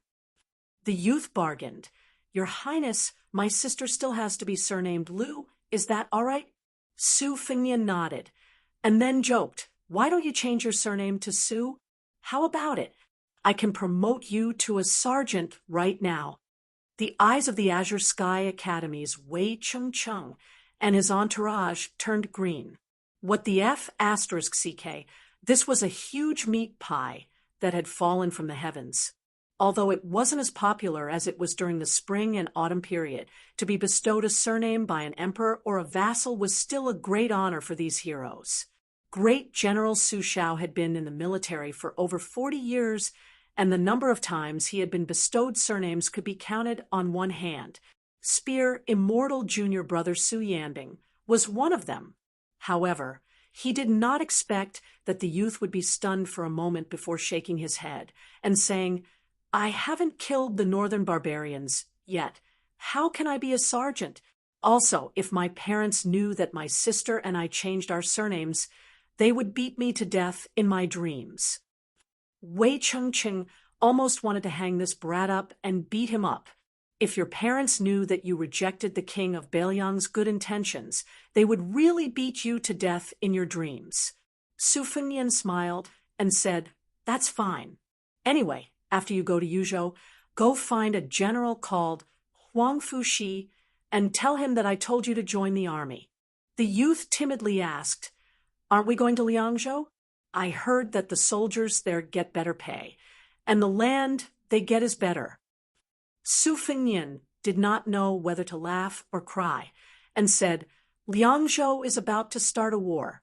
Your spear techniques are not bad, but you haven't familiarized yourself with battle formations. No matter how good your skills are, you won't be able to fight against the northern barbarians' charge." The youth seemed to understand and made an "oh" sound. Those villagers who had heard that the king of Beiliang was coming personally returned. They watched with great interest as this extremely daring child spoke in front of the prince. They were somewhat envious. How much luck did this kid have in his previous life to be able to speak with the prince? How high was the prince's official position? In any case, they all knew that the entire Beiliang was his property. Of course, this prince was not old at all. After that, Su Fengnian and Chen Shiliang went to the graves 10 li south of Qingcang City. The cenotaphs of the White Horse Righteous Song, who had died in battle, were located in the oasis. Su Fengnian's disciple, Yu Dilong, and several of his retainers all carried a large bag of green ant wine. Su Fengnian and Chen Shiliang went to the graves one by one to offer wine. Chen Shiliang's expression was solemn. Every time he saw a cenotaph, he would tell Su Fengnian when and where the White Horse Righteous Song had died in the cenotaph. After the ceremony, Su Fengnian felt that something was missing. Suddenly, a rider came to report that 2 strangers had broken into this place. They said that they wanted to use water instead of wine to offer a sacrifice to the heroic spirit. Su Fengnian led his horse forward and saw Song Dongming, who had arrived half a day later than him in Qingcang City. This man, one of the hidden figures of Li Yang, saw Su Fengnian's entourage, especially Wei Qingshi's bright armor. How could Song Dongming not guess this young man's background? He bowed slightly, raised his head, and said with a smile, "The prince does not treat people with sincerity." Su Fengnian smiled and did not deny it. He said apologetically, "I hope Sir Song will forgive me." Song Dongming glanced at the young scholar beside Su Fengnian and withdrew his gaze. He said straightforwardly, "The prince does not seem to be a wise lord worthy of the people's loyalty." Without another word, Wei Chengshi pulled out his Beiliang sword and wanted to cut off the head of this bastard who spoke without thinking. Su Fengnian raised his hand and stopped the hot-tempered Qingcang commandant behind him. He asked with a smile, "What do you mean by that?" Song Dongming was not afraid at all. He calmly said, "There are more than 1,000 poems in the frontier fortress of Liang. Among them, half of the line, 'Why should I die in battle?' is the best. In my opinion, this is just a line of nonsense that a scholar can talk without feeling any pain. Therefore, Song Dongming has a question for the king of Beiliang." Su Fengnian said calmly, "Please ask." Song Dongming looked around and sneered, "Dare I ask, in the attack and defense of Qingcang City, no less than 3,000 soldiers of Beiliang died. Why is it that only the white horse of the king of Beiliang has a cenotaph and occupies this oasis?" Su Fengnian was silent. Chen Shiliang's eyes suddenly lit up. Song Dongming continued with a mocking tone. The butcher Su Xiao has 10,000 snow dragon cavalry. The second son Su Longxiang has 30,000 Longxiang army. The protector of Beiliang, Chu Lushan, has a personal army. Yuan Zuozong and Yan Wenwan also have personal armies. These soldiers are naturally brave and unrivaled. They are also willing to fight for Beiliang. But then what? Beiliang invades the south with only 70 to 80,000 people. You can even say that with only 300,000 Beiliang soldiers, you can win? Or perhaps King of Beiliang, you think that this is a situation of certain death. As long as you have the heart to die, you have a clear conscience of Beiliang? Su Fengnian was still not angry. He asked back, "What does Mr. Song want to teach me?" Song Dongming asked, "Since Beiliang is destined to face the 1,000,000 cavalry of Beimang alone, let's not talk about victory or defeat. We must make sure that everyone dies a worthy death. Does the king of Beiliang agree?"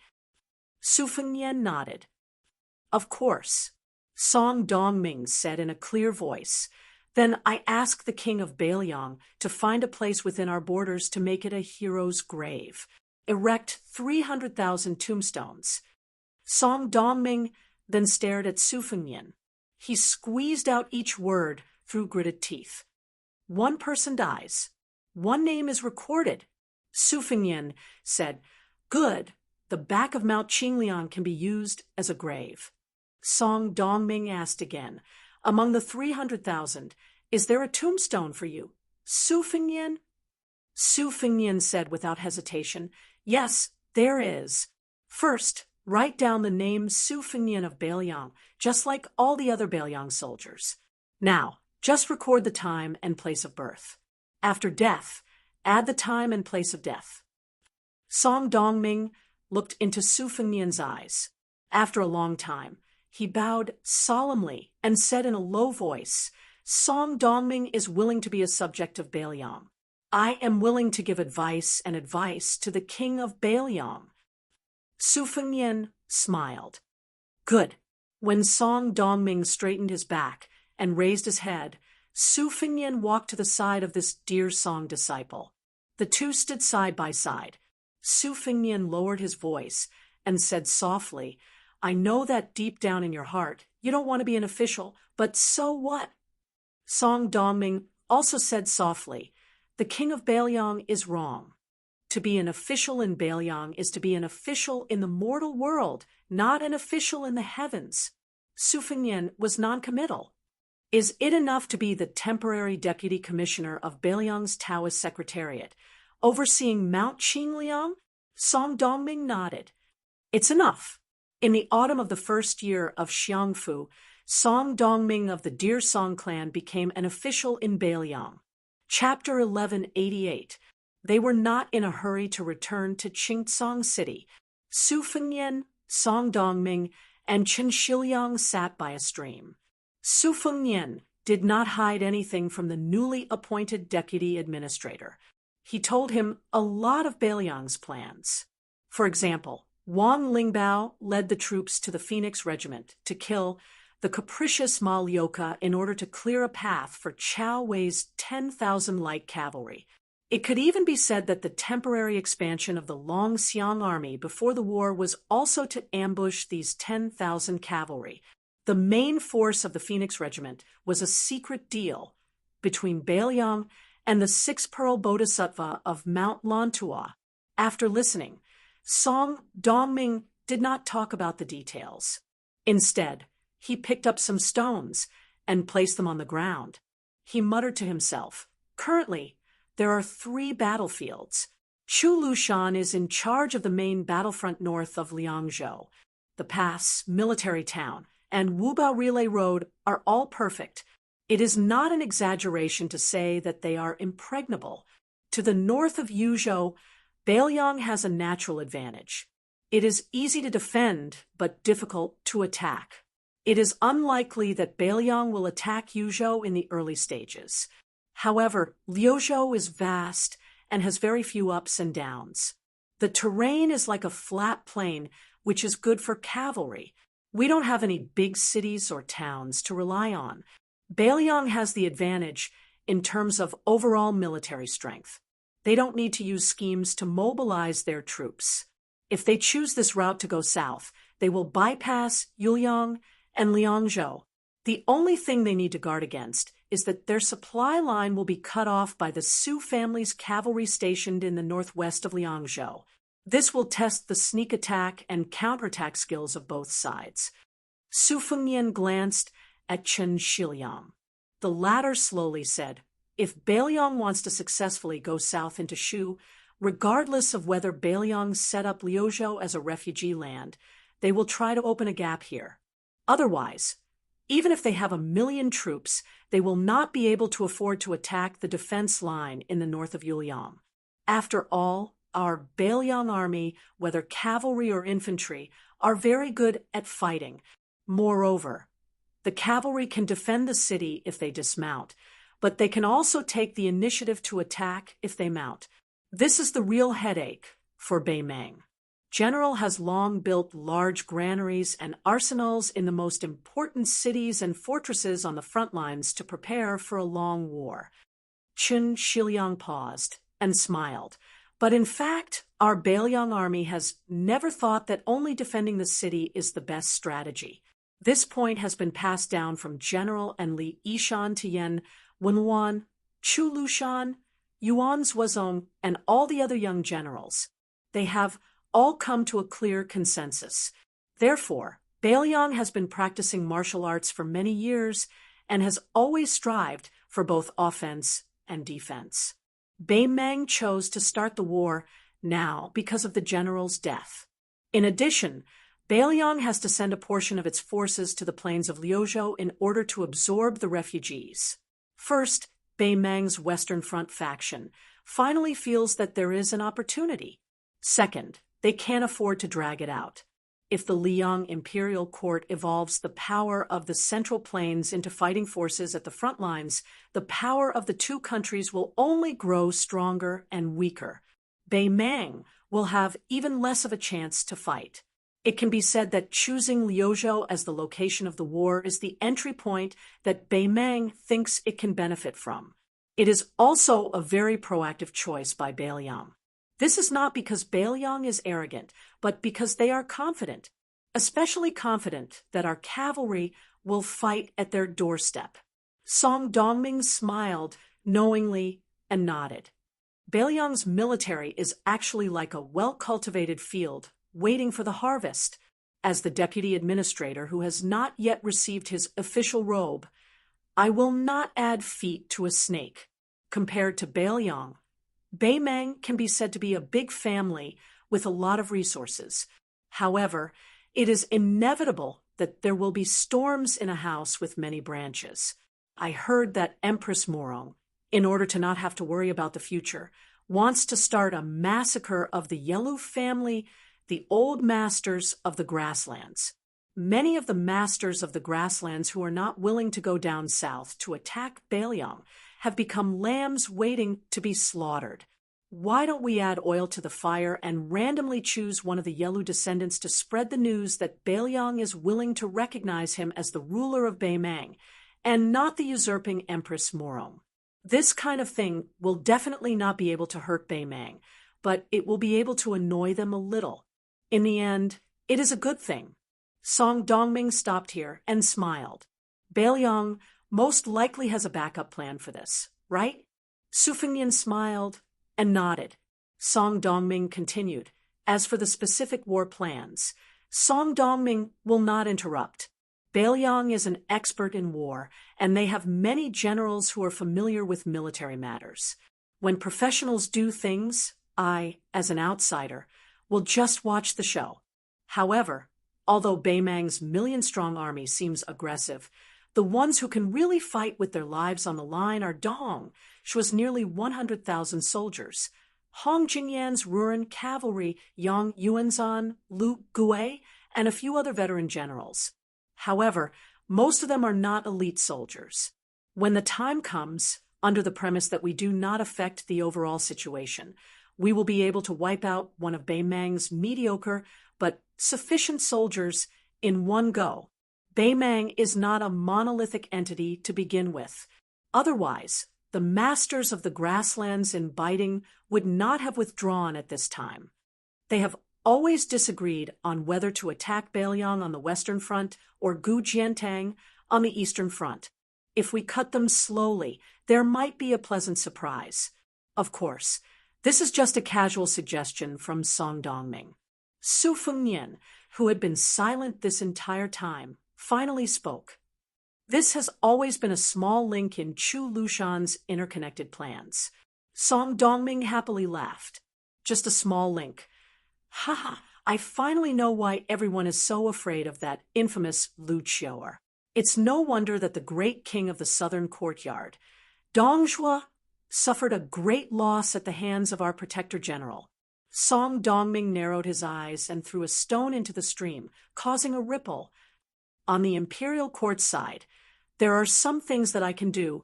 Regarding the grain, salt, and iron, I have a plan that can make the imperial court completely relent. Su Fengnian smiled. Oh, the imperial court has always wanted to make oxen pull carriages while not letting oxen eat grass. They're extremely stingy. Even now, the half of the grain that they've relented with great difficulty still hasn't been shipped to Beiliang's Lingzhou docks. If West Chu hadn't given them a warning at the start of the restoration of the country, this batch of grain probably wouldn't have left Xiangfan City for 100 years. Song Dongming said calmly, "It's very simple. We of Beiliang sent a letter to the capital and asked to send 10,000 soldiers to quell the problem. The kings of the border have the responsibility to guard the border and also quell the problem for the country. It's perfectly justifiable. The imperial court has suffered 2 major defeats in a row. Yang Shenxing's Nan infantry have been caught like turtles in a jar. Yan Jinchuan has sacrificed his life for the country, and all his soldiers have died in battle. Isn't this telling the imperial court that West Chu is difficult to deal with? We of Beiliang have always been good at gnawing at hard bones. The other kings of Beiliang can't do anything. If 10,000 isn't enough, how about 30,000? Chen Shiliang smiled slightly. It looks like the Ministry of War of Great Peace City is going to be a mess. Earlier, it was Su Fengnian who had asked Song Dongming if a secondary second-rank official's hat was enough. Now, Song Dongming's mocking, "Is it enough?" was really returning the favor. Su Fengnian smiled. "The imperial court will hate you to death. I have to let experts protect you, the deputy administrator. Otherwise, Zhao Gou's death soldiers will definitely come to take your head." Song Dongming did not smile at all. His eyes were firm as he said softly, "If the Zhao family doesn't even have this much courage, how can they rule the world? Do they really think that Beiliang will exchange the death of 300,000 soldiers for their peace? It's true that all the land under the heavens belongs to the king. But since Beiliang is also the Liyang territory, are the millions of Beiliang not citizens of the Zhao family? There's no such absurd logic in the world." Chen Shiliang sighed. He was convinced by this. For some reason, compared to Su Beiji, who betrayed Beimang, Chen Shiliang felt closer to Song Dongming. Chapter 1189. At this moment, a person fell into the stream. On the shore, Yu Dilong shook his wrist, his face full of disdain. Seeing his master turn his head, Yu Dilong explained loudly, "Master, don't blame me. This kid asked me to hit him. He just said that he could knock me down with one finger even if he stood still. He also said that there were only a few masters in Beiliang. He said that he was a 3rd-level master and that he hadn't met a single master since he came to Beiliang." Yu Dilong glanced at the drenched chicken in the stream and said disdainfully, "What 3rd-level master? He made me use half of my strength to throw that punch. If I had known that he was so weak, I would have been merciful." Wei Cheng secretly gave the child a thumbs up. Udilong responded with a silly smile. Song Dongming ignored the aggrieved and shocked page boy and asked with a smile, "Your Highness, I heard that you took in 3 disciples. Which one is it?" Su Fengnian said somewhat helplessly, "The youngest one is the eldest disciple. He's the most worrisome. That's why I brought him with me. Otherwise, in the future, Jianghu will have another big devil who does things without scruples." A rider from the Long Xiong army galloped over. After dismounting, he said, "Reporting to Your Highness, General Su and his 90 men have arrived at the Killing Dragon Hill 10 miles away." Su Fengnian stood up and said with a smile, "Chen Shiliang, you accompany Mr. Song back to Qingsang City first. I'll go see my brother." Chen Shiliang asked, "What about these White Horse righteous followers?" Su Fengnian said with a smile, "Do you think it's the 2 of you who need protection? Or me?" Chen Shiliang smiled slightly and said no more. One of the White Horse righteous followers hesitated for a moment, then gathered his courage and said, "Your Highness." Su Fengnian was somewhat puzzled, but he calmly said, "If you have something to say, just say it." The White Horse took a deep breath. There was still a childishness on his young face that had not been completely blown away by the wind and sand of the frontier fortress. He lowered his eyes slightly and said softly, "Qi Huayan is the one who died in the Children's Alley in Qingsang City. At that time, I was seriously injured and was sitting against the wall waiting for death. It was he who blocked a dozen machetes from the horse gang for me. He didn't leave any words before he died.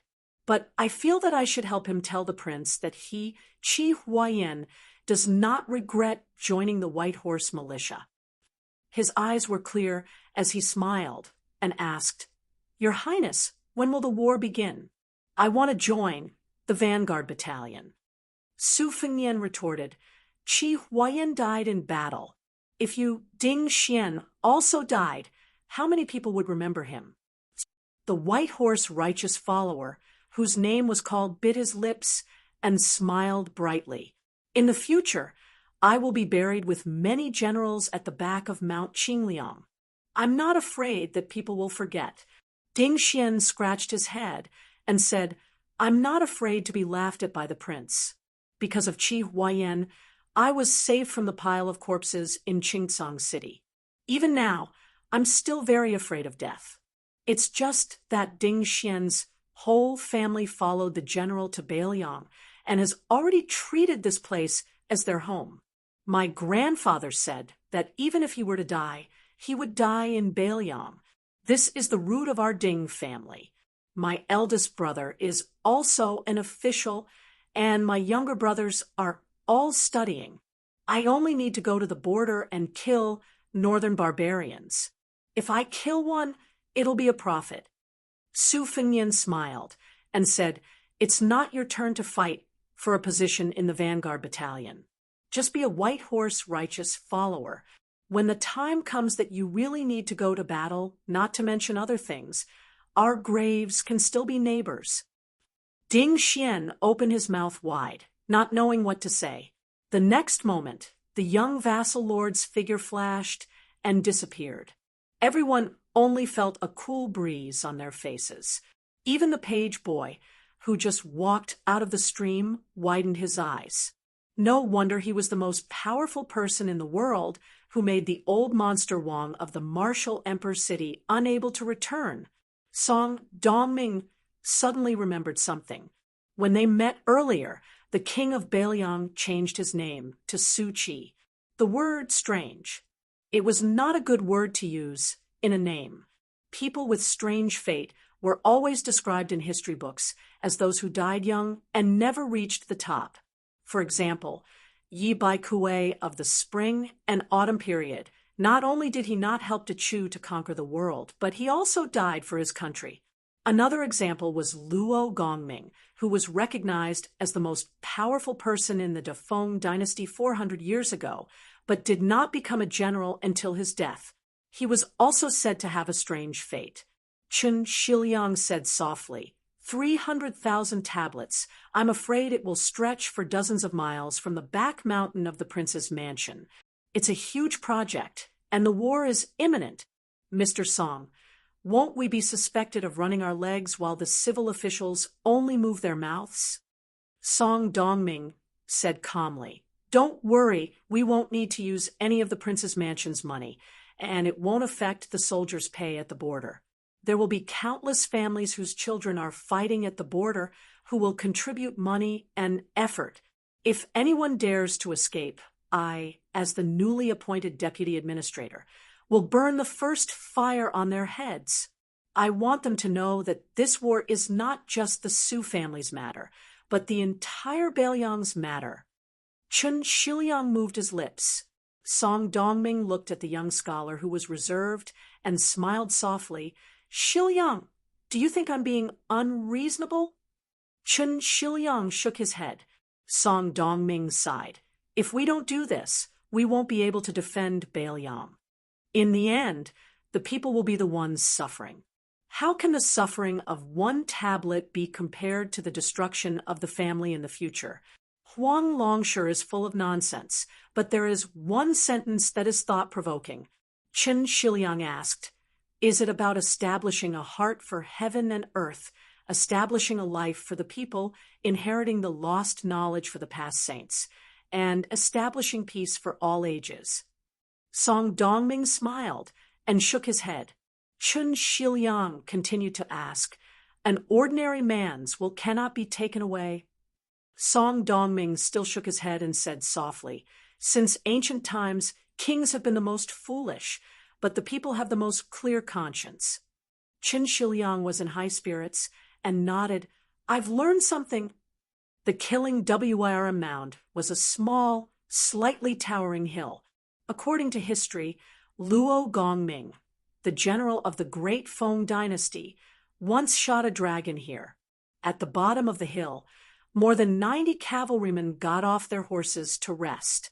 Everyone was wearing armor that couldn't hide the bright red marks.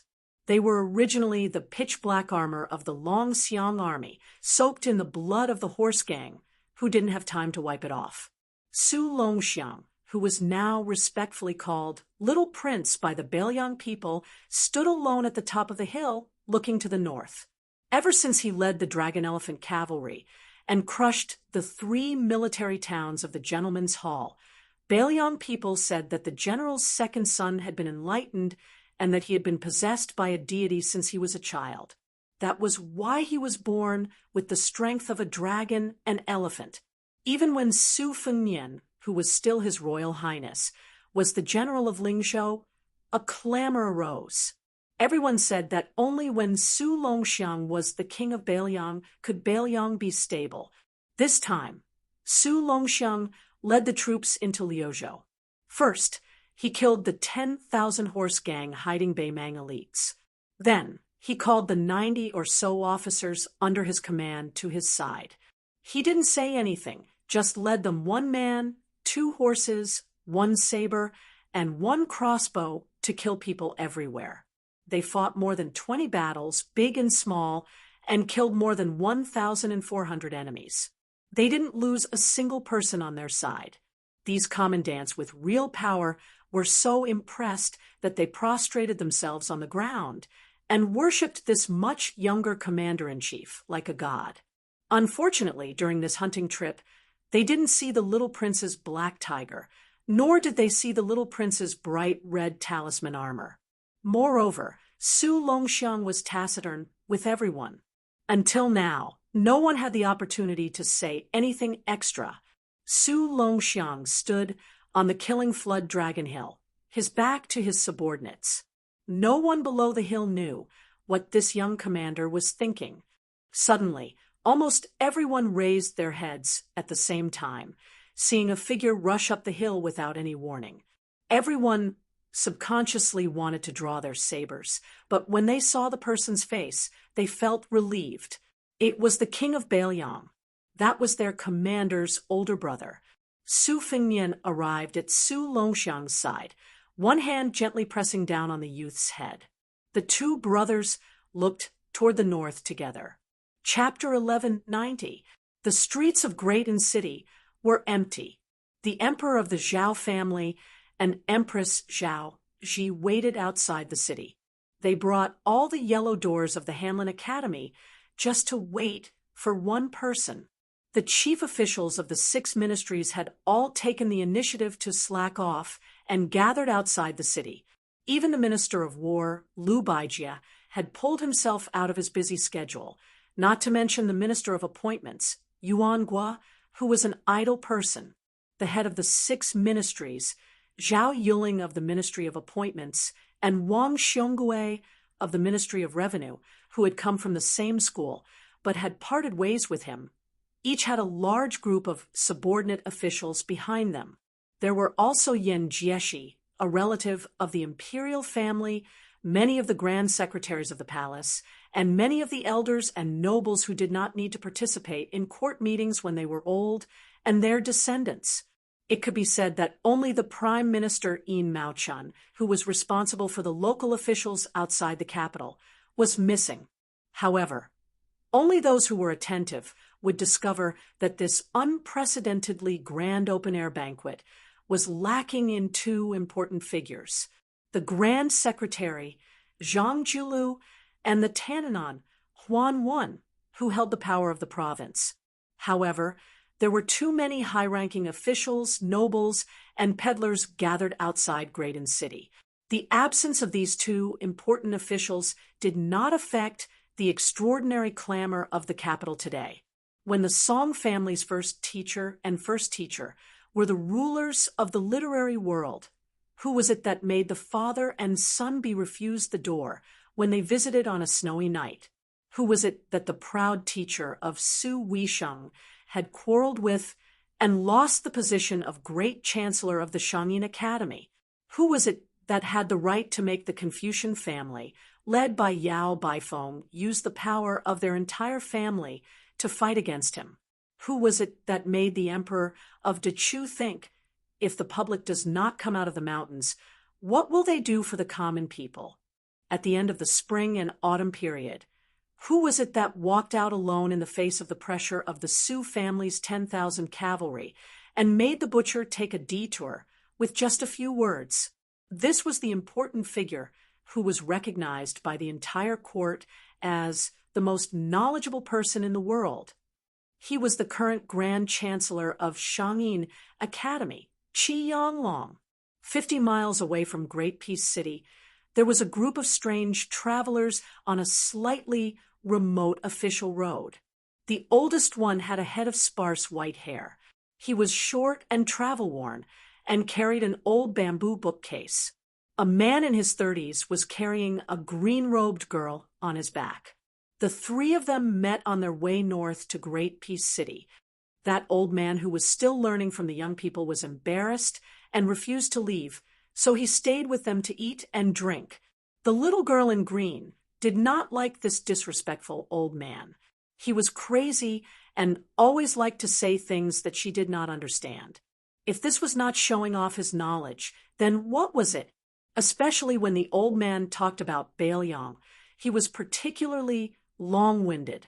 Green-robed girl hated the vassal king, who made her unable to see her second grandfather. She was even more unwilling to pay attention to the old man, whom she had given the nickname Short Wintermelon.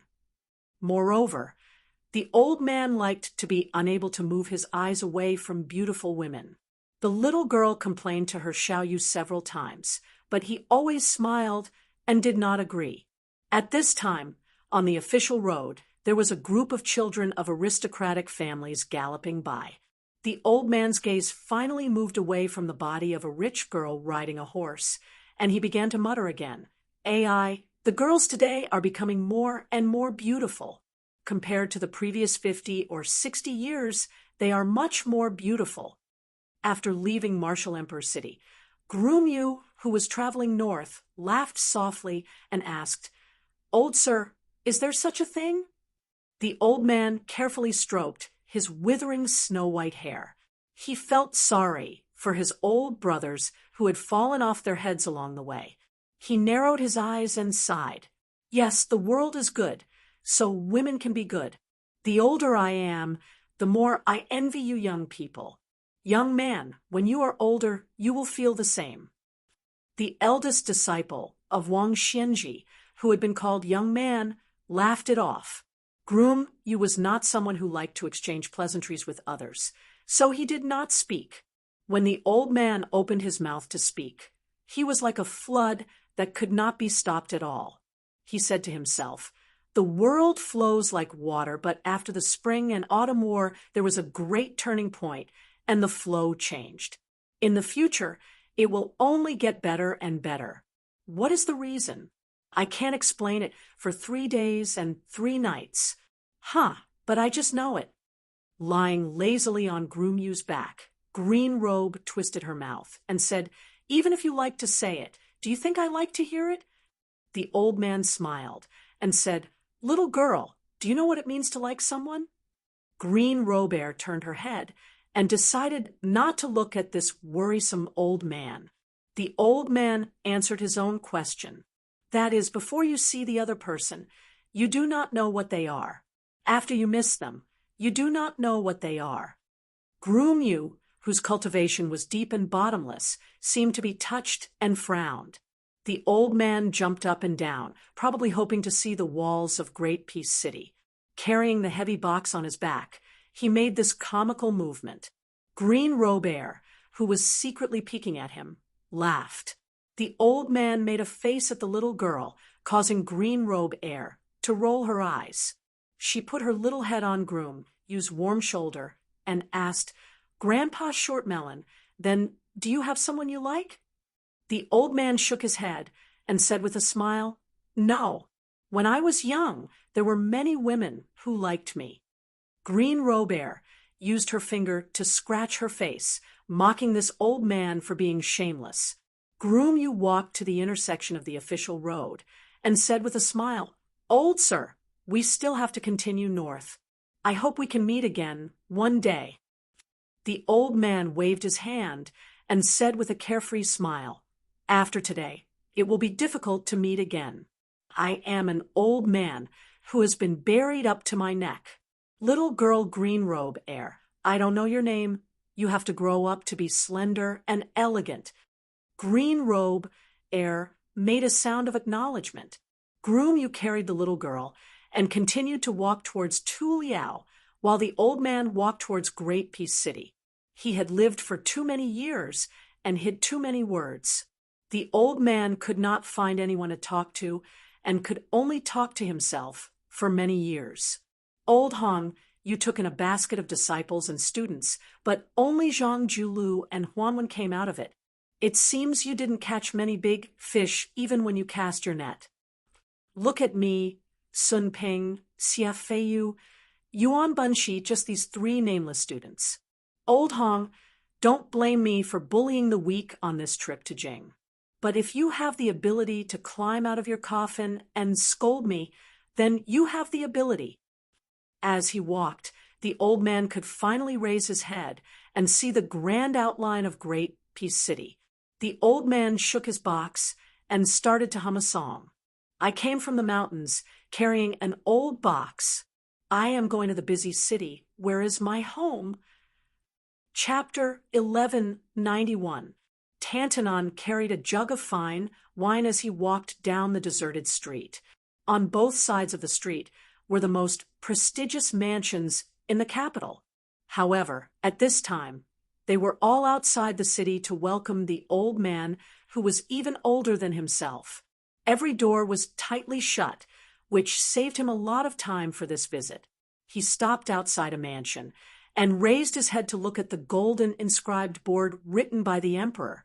The plainly dressed prime minister gatekeeper saw this unexpected guest and was somewhat stunned. However, before this year, Tantanon came and went simply, so he didn't make a big fuss. If the time came, he would be caught by the left servant Shi. He could only respectfully go forward and greet him. Huanwen smiled and nodded. He casually said a few words. "Old Ma, is your youngest daughter married or not? If she isn't, do you want me to help you kidnap a young man?" This made the old gatekeeper, surnamed Ma, very happy. Huanwen was even more familiar with this mansion than his own. He didn't need anyone to lead the way. He walked straight to the Grand Secretary's study and didn't knock on the door. He stepped over the threshold. Zhang Julu, who was habitually standing and reading a book, glanced at him out of the corner of his eye and didn't say anything. Huanwen placed the jug of fine wine he had stolen from the Ministry of Rights on the table. He sat on the only chair in the room and said, "It really is the noise of cicadas that surpasses the silence of the forest." The two old men were best friends. In Tannenon's words, "When you raise your butt, I know what shit you're about to shit." Zhang Julu quickly understood and said calmly, "This is not the noise of cicadas." Qi Yanglong entered the capital on the great path of the sun. It is more like a dragon entering the sea. Huanwen gave a cold snort and casually picked up a few documents on the table. His heart immediately sank. You really want to make a big move on the water transport that the northern nobles single-handedly control, and the salt policy that the new nobles in the capital see as their lifeblood. In addition, a few days ago, you proposed in court that the left and right assistant ministers of the Ministry of War patrol the border on a regular basis. Well, the two main camps of scholars in the court, the local generals headed by Gu Jiantang, and your removal of the feudal vassals. These four huge monsters, not one is left out. Do you think you have too few enemies? Zhang Julu didn't raise his head. You count as one less. I still have to deal with the abuses of the officials. After the world's poor soldiers advance, it can't be done once and for all. Rules still have to be followed. Huanwen muttered, "Crazy, crazy." Zhang Julu put away the book in his hand and meticulously placed it back in its original position on the bookcase. The tall Grand Secretary of the current dynasty stood in the shadows and slowly said, "Our Liang is not the Dechu that once controlled the left side of the Yangtze River. Regardless of when the remnants of West Chu will be extinguished, the imperial court will continuously transport grain and supplies from the rich and populous lands in the southeast to the capital. This is a national plan that requires 100 years of operation. Furthermore, the war at the border is imminent and has become an urgent matter. Back then, when I proposed the matter of transporting grain by sea, reality proved that it was not feasible. The risk was too great. Even now, we still don't know whether the disappearance of the fleet in the last year of Yonghui was due to a disaster at sea, or if they were kidnapped. This canal has the malicious saying of scraping off all the richness of the southeast, but it also shows its importance to the imperial court. Back then, the plan I set was indeed to use the southeast taxes to support the northern Liao soldiers, and at the same time to force West Chu to rebel. Even so, along the canal, every year the common people stirred up riots over the river water. Therefore, I deliberately did not suppress it. However, in the past few years, the northern nobles who came from the land where the dragon rose to power held the lifeline of the country in their hands and profited without realizing it. They became more and more rampant in their actions. In the 6th year of Yonghui, there were still 9 million dan of grain entering the capital. Where did it go? Even if the grassland bandits were allowed to swagger away with the grain, how much could they take away? In order to appease the so-called founding heroes, the imperial court did not hesitate to set up a second-rank official post for the transport of grain. The 8 chief officials under them, including the grain transport company and the distribution company, were all 5th rank and above officials. If they could peacefully distribute the money, then it would be fine. However, now that West Chu had reclaimed the country, they actually dared to use the so-called ancestral system to forcefully reject the order of the Minister of War, Liu Baijia, to deploy troops. If I don't touch the administration of the transport of grain, who will? When the time comes, will the northern soldiers have to go to war with the Baimang on an empty stomach? Will the soldiers who are going to die for the country eat grain to fill their stomachs and still have to look at other people's faces, or even beg the transport officials who don't care about the Ministry of Revenue? Huan sighed and shook the memorial in his hand. Then this salt administration, who doesn't earn money? It was originally a fat piece of meat that was eaten by outsiders from the imperial court. Do you have to go to the tiger's den to pull teeth? Zhang Julu laughed coldly. Stagnant water stinks. Living water is clear. The right to issue the salt seal has been in their hands for more than a decade and earned more money than their descendants can spend in 10 lifetimes. Is the imperial court's reward not generous enough?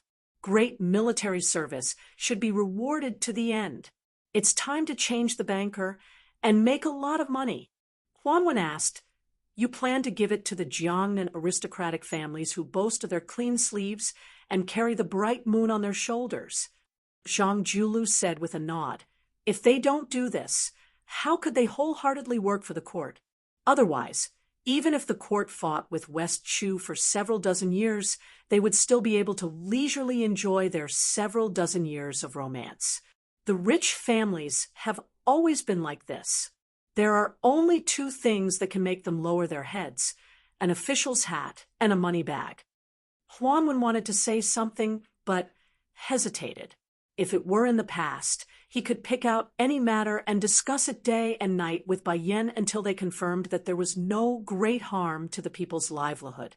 Then they worked together to implement national policies, like slowly unblocking the meridians of the entire empire. Zhang Julu walked out of the shadows. In the twilight, the dim yellow afterglow shone on one side of the tall old man's face. Huan sighed. Zhang Julu asked, I heard that you had a bad cough a while ago.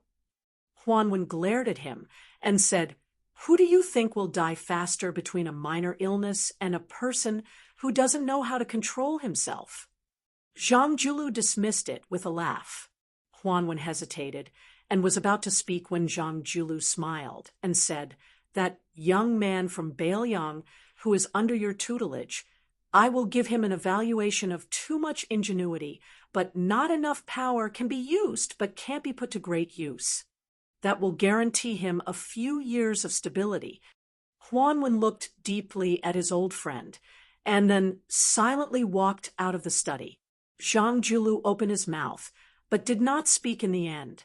He only looked at Huan's old figure and gently waved his hand. After Tan Tanwing left the Zhang mansion, where even now there were people who dared to throw letters at the door insulting the Grand Secretary Darren, he went straight to the Zhao family's Wang, to the Hanlin Academy, where no one was on duty. Other than the odd job workers and petty officials, there was no one else. The old man smiled bitterly. Great Peace City thought that as long as that old dragon came out to save the people, what deer was there to be needed? Huan walked to a secluded room and had someone bring a key to open it. While there had not been any big or small yellow doors working here for many years, there were often people cleaning, and it could be considered elegant and clean. In the past, he and Bai Yan had been in this room. Huan, had been high-spirited and looked down on everyone. After drinking, he dared to scold anyone. Was there anything in the world that Huan could not teach? Bai Yan never drank and only listened. Every time Huan got drunk, she would have to carry him home.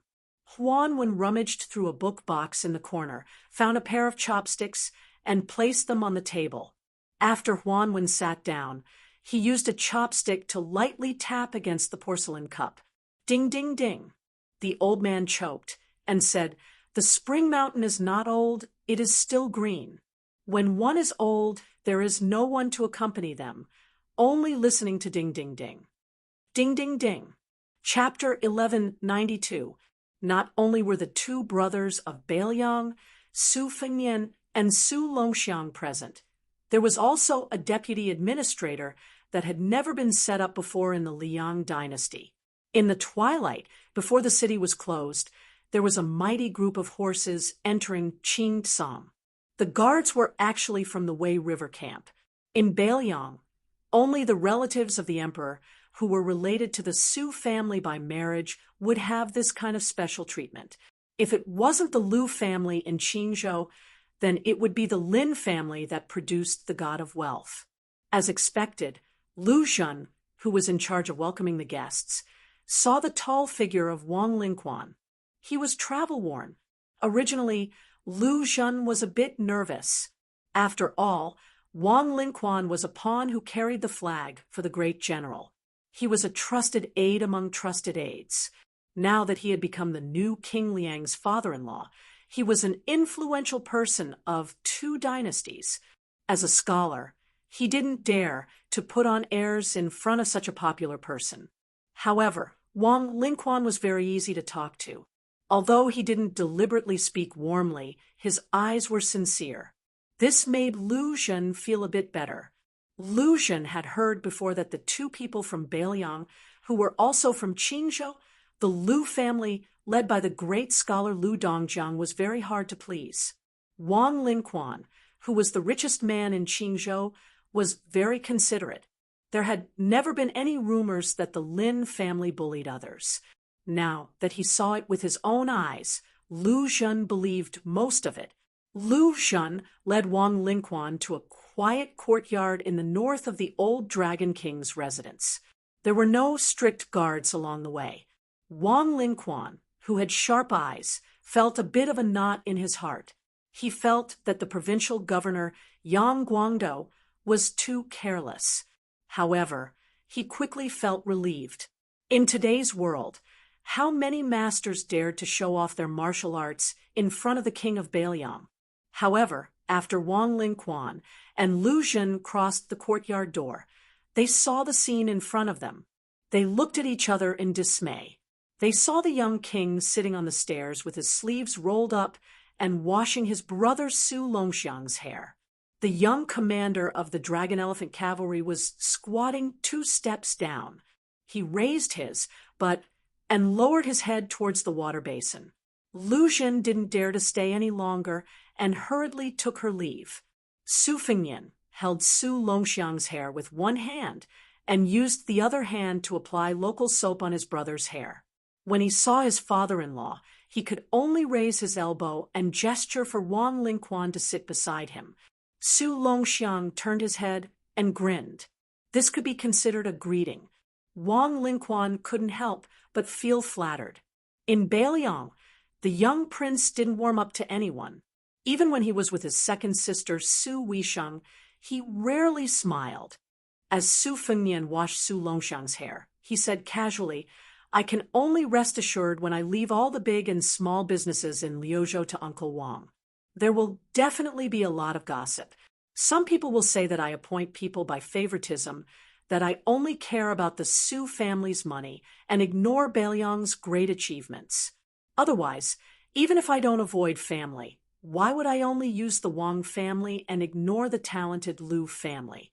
Others may not be able to see the twists and turns in this matter, but your Uncle Wang must be well aware. Ever since the death of Lu Feiqi of the Pillar State, Lu Feiqi of the Lu family, Lu Dongjiang is temporarily unable to support the Lu family. Our master Lu, after his death, first sought an official position for the Lu family's children. After being rejected by his daughter, Lu Qingyan, he has now begun to compete with others for the position of the leader of Beiliang's literary scene. He hasn't been idle for a moment. I can't say anything, and can only let him do as he pleases. As long as he doesn't cross the line, there will always be a place for the Lu family at the New Year's Eve dinner on Mount Qingliang." Wang Lingquan sighed and didn't say anything else. Although the Su family and the Lu family were grasshoppers on the same rope, sharing honor and disgrace, it was difficult for an honest official to resolve family disputes.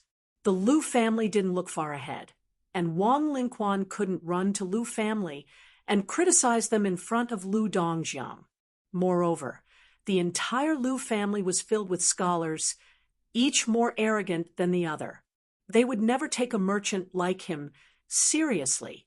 Because of their daughters, the Liu family and the Wang family were on equal footing in Beiliang. The Wang family didn't think much of it, but the Liu family, which had been officials for generations, was something they felt ashamed of. Su Fengnian helped his younger brother dry his hair.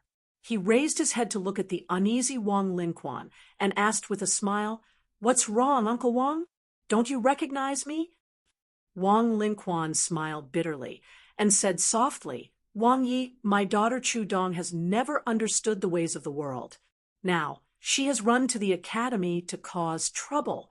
It is really improper. Wang Yi, when it is time to scold and hit her, please don't be lenient." Su Fengnian joked, "I can't bear to do that. I don't know how other people get married, but the Su family has never had a rule of hiding a woman at home. Uncle Wang, you have seen my mother. Does Su Xiao dare?" Wang Lingquan laughed brightly and said, "Wang Yi is joking. Wang Fei is a rare woman in the world. My daughter doesn't dare to be mentioned in the same breath as Wang Fei. The general respects Wang Fei, and that is because Wang Fei deserves it." Su Fengnian raised his sleeve to carelessly wipe his face and asked, "Uncle Wang, do you want to talk about Su Zhao's past? When he talks with me, and Huang Man, he always likes to talk about his heroic deeds. Every time I ask about those famous defeats, he always avoids talking about them." Chapter 1193. Wang Lingquan nodded and was lost in thought for a moment. He was probably reminiscing about the past. Once he was immersed in it, he couldn't extricate himself. Most old people were like this. Reminiscing about the past was like flipping open a yellowed old book and reading old stories. Wang Lingquan sat on the steps and looked at the empty courtyard. He began to talk about the bloody battles that almost caused the Su family's army to fall and never get back up again. The opponents that made Su Xiao suffer in the battlefield were no longer of interest, and most of the official history books were not written about. Among them, there were 2 generals from the old Liang dynasty who joined forces to set a trap for Su Xiao. Wang Lingquan said that it was a close-quarters battle in the rain. Su Xiao was only a military officer at the time. He led 600 elite soldiers into the city. In the end, he was faced with 3,000 foot soldiers. In the end, only 46 people, including Su Xiao, managed to escape from the city. This was nothing. The 2 generals took the heads of the Su family soldiers as rebels and reported it to the imperial court to receive military merit. The imperial court allowed it. Su Xiao led his private army to flatten the 2 vassal towns that nominally submitted to the Zhao family. When Su Xiao was at his poorest, he was no different from a vagrant bandit. The imperial court didn't pay him, so the local officials saw him as an enemy and could only rob. However, they did their best not to hurt people. After taking their belongings, they would secretly record their names. After Su Zhao's meteoric rise, the families whose belongings and provisions were robbed by the Su family soldiers all received a generous reward. Among them was the Qishui commandery's Liu family, which almost made it into the legend of the seductive minister. Back then, Su Xiao only robbed them of 200 taels worth of goods. To the Liu family, it didn't matter. If Su Xiao hadn't spoken, the Liu family would have been annihilated if they made it into the legend of the seductive minister. As Wang Lingquan spoke, his eyes turned red. He smiled and said, "I remember when we decided to attack West Chu, there were many people in the army who disagreed with the imperial court's arrangement of troops. They all felt that if we were to attack West Chu, which was led by Yi Baikui, there was no way we could fight this battle. Our Su family army had fought for so many years. There was no reason for us to be at the forefront and die. At that time, there were a few old generals who had already been conferred titles who were the fiercest. At that time, people's hearts were wavering and the army's morale was unstable. Su Xiao talked to them once. At that time, I was the general's personal guard and was guarding the camp. I remember it very clearly. The argument was very fierce. In any case, after that, most of these generals returned to Great Peace City. There weren't many left. Afterwards, Commander Chu, Commander Yuan, Yen Wenwan, and Wei Tai's Han, who were still young and strong at the time, all received orders and became generals. It wasn't just the imperial court that didn't think highly of us. In reality, our own people didn't have much confidence either. Fortunately, Commander Chu and Commander Yuan took the lead in a few tough battles and won unbelievable victories. Over the years, Wang Lingquan had seen a few old men who had left the Su family army in the vicinity of Qingzhou. In addition, there were many old soldiers of the Su family who had to leave the army because of injuries. I discovered something very interesting. Those who didn't contribute much, but clearly received benefits, didn't know how to be grateful. They liked to often speak ill of Bailiang in a strange manner. On the other hand, those old soldiers who had contributed much but remained nameless didn't ask for anything in return. After so many years, they had always spoken well of the general. Back then, their words carried little weight. No one was willing to listen to their long-winded chatter. Su Fengnian nodded. Right now, Bailiang's situation is similar. In truth, the reasoning isn't that complicated. Many people are essentially businessmen. Whatever they do, they pay attention to self-interest. Making friends, becoming officials, marrying their descendants, singing poems, and so on, they all have a ledger in their hearts that they clearly remember. However, these kinds of people are still in the minority. Su Fengnian smiled and said indifferently, because they have never contributed, they don't care. Wang Lingquan sighed.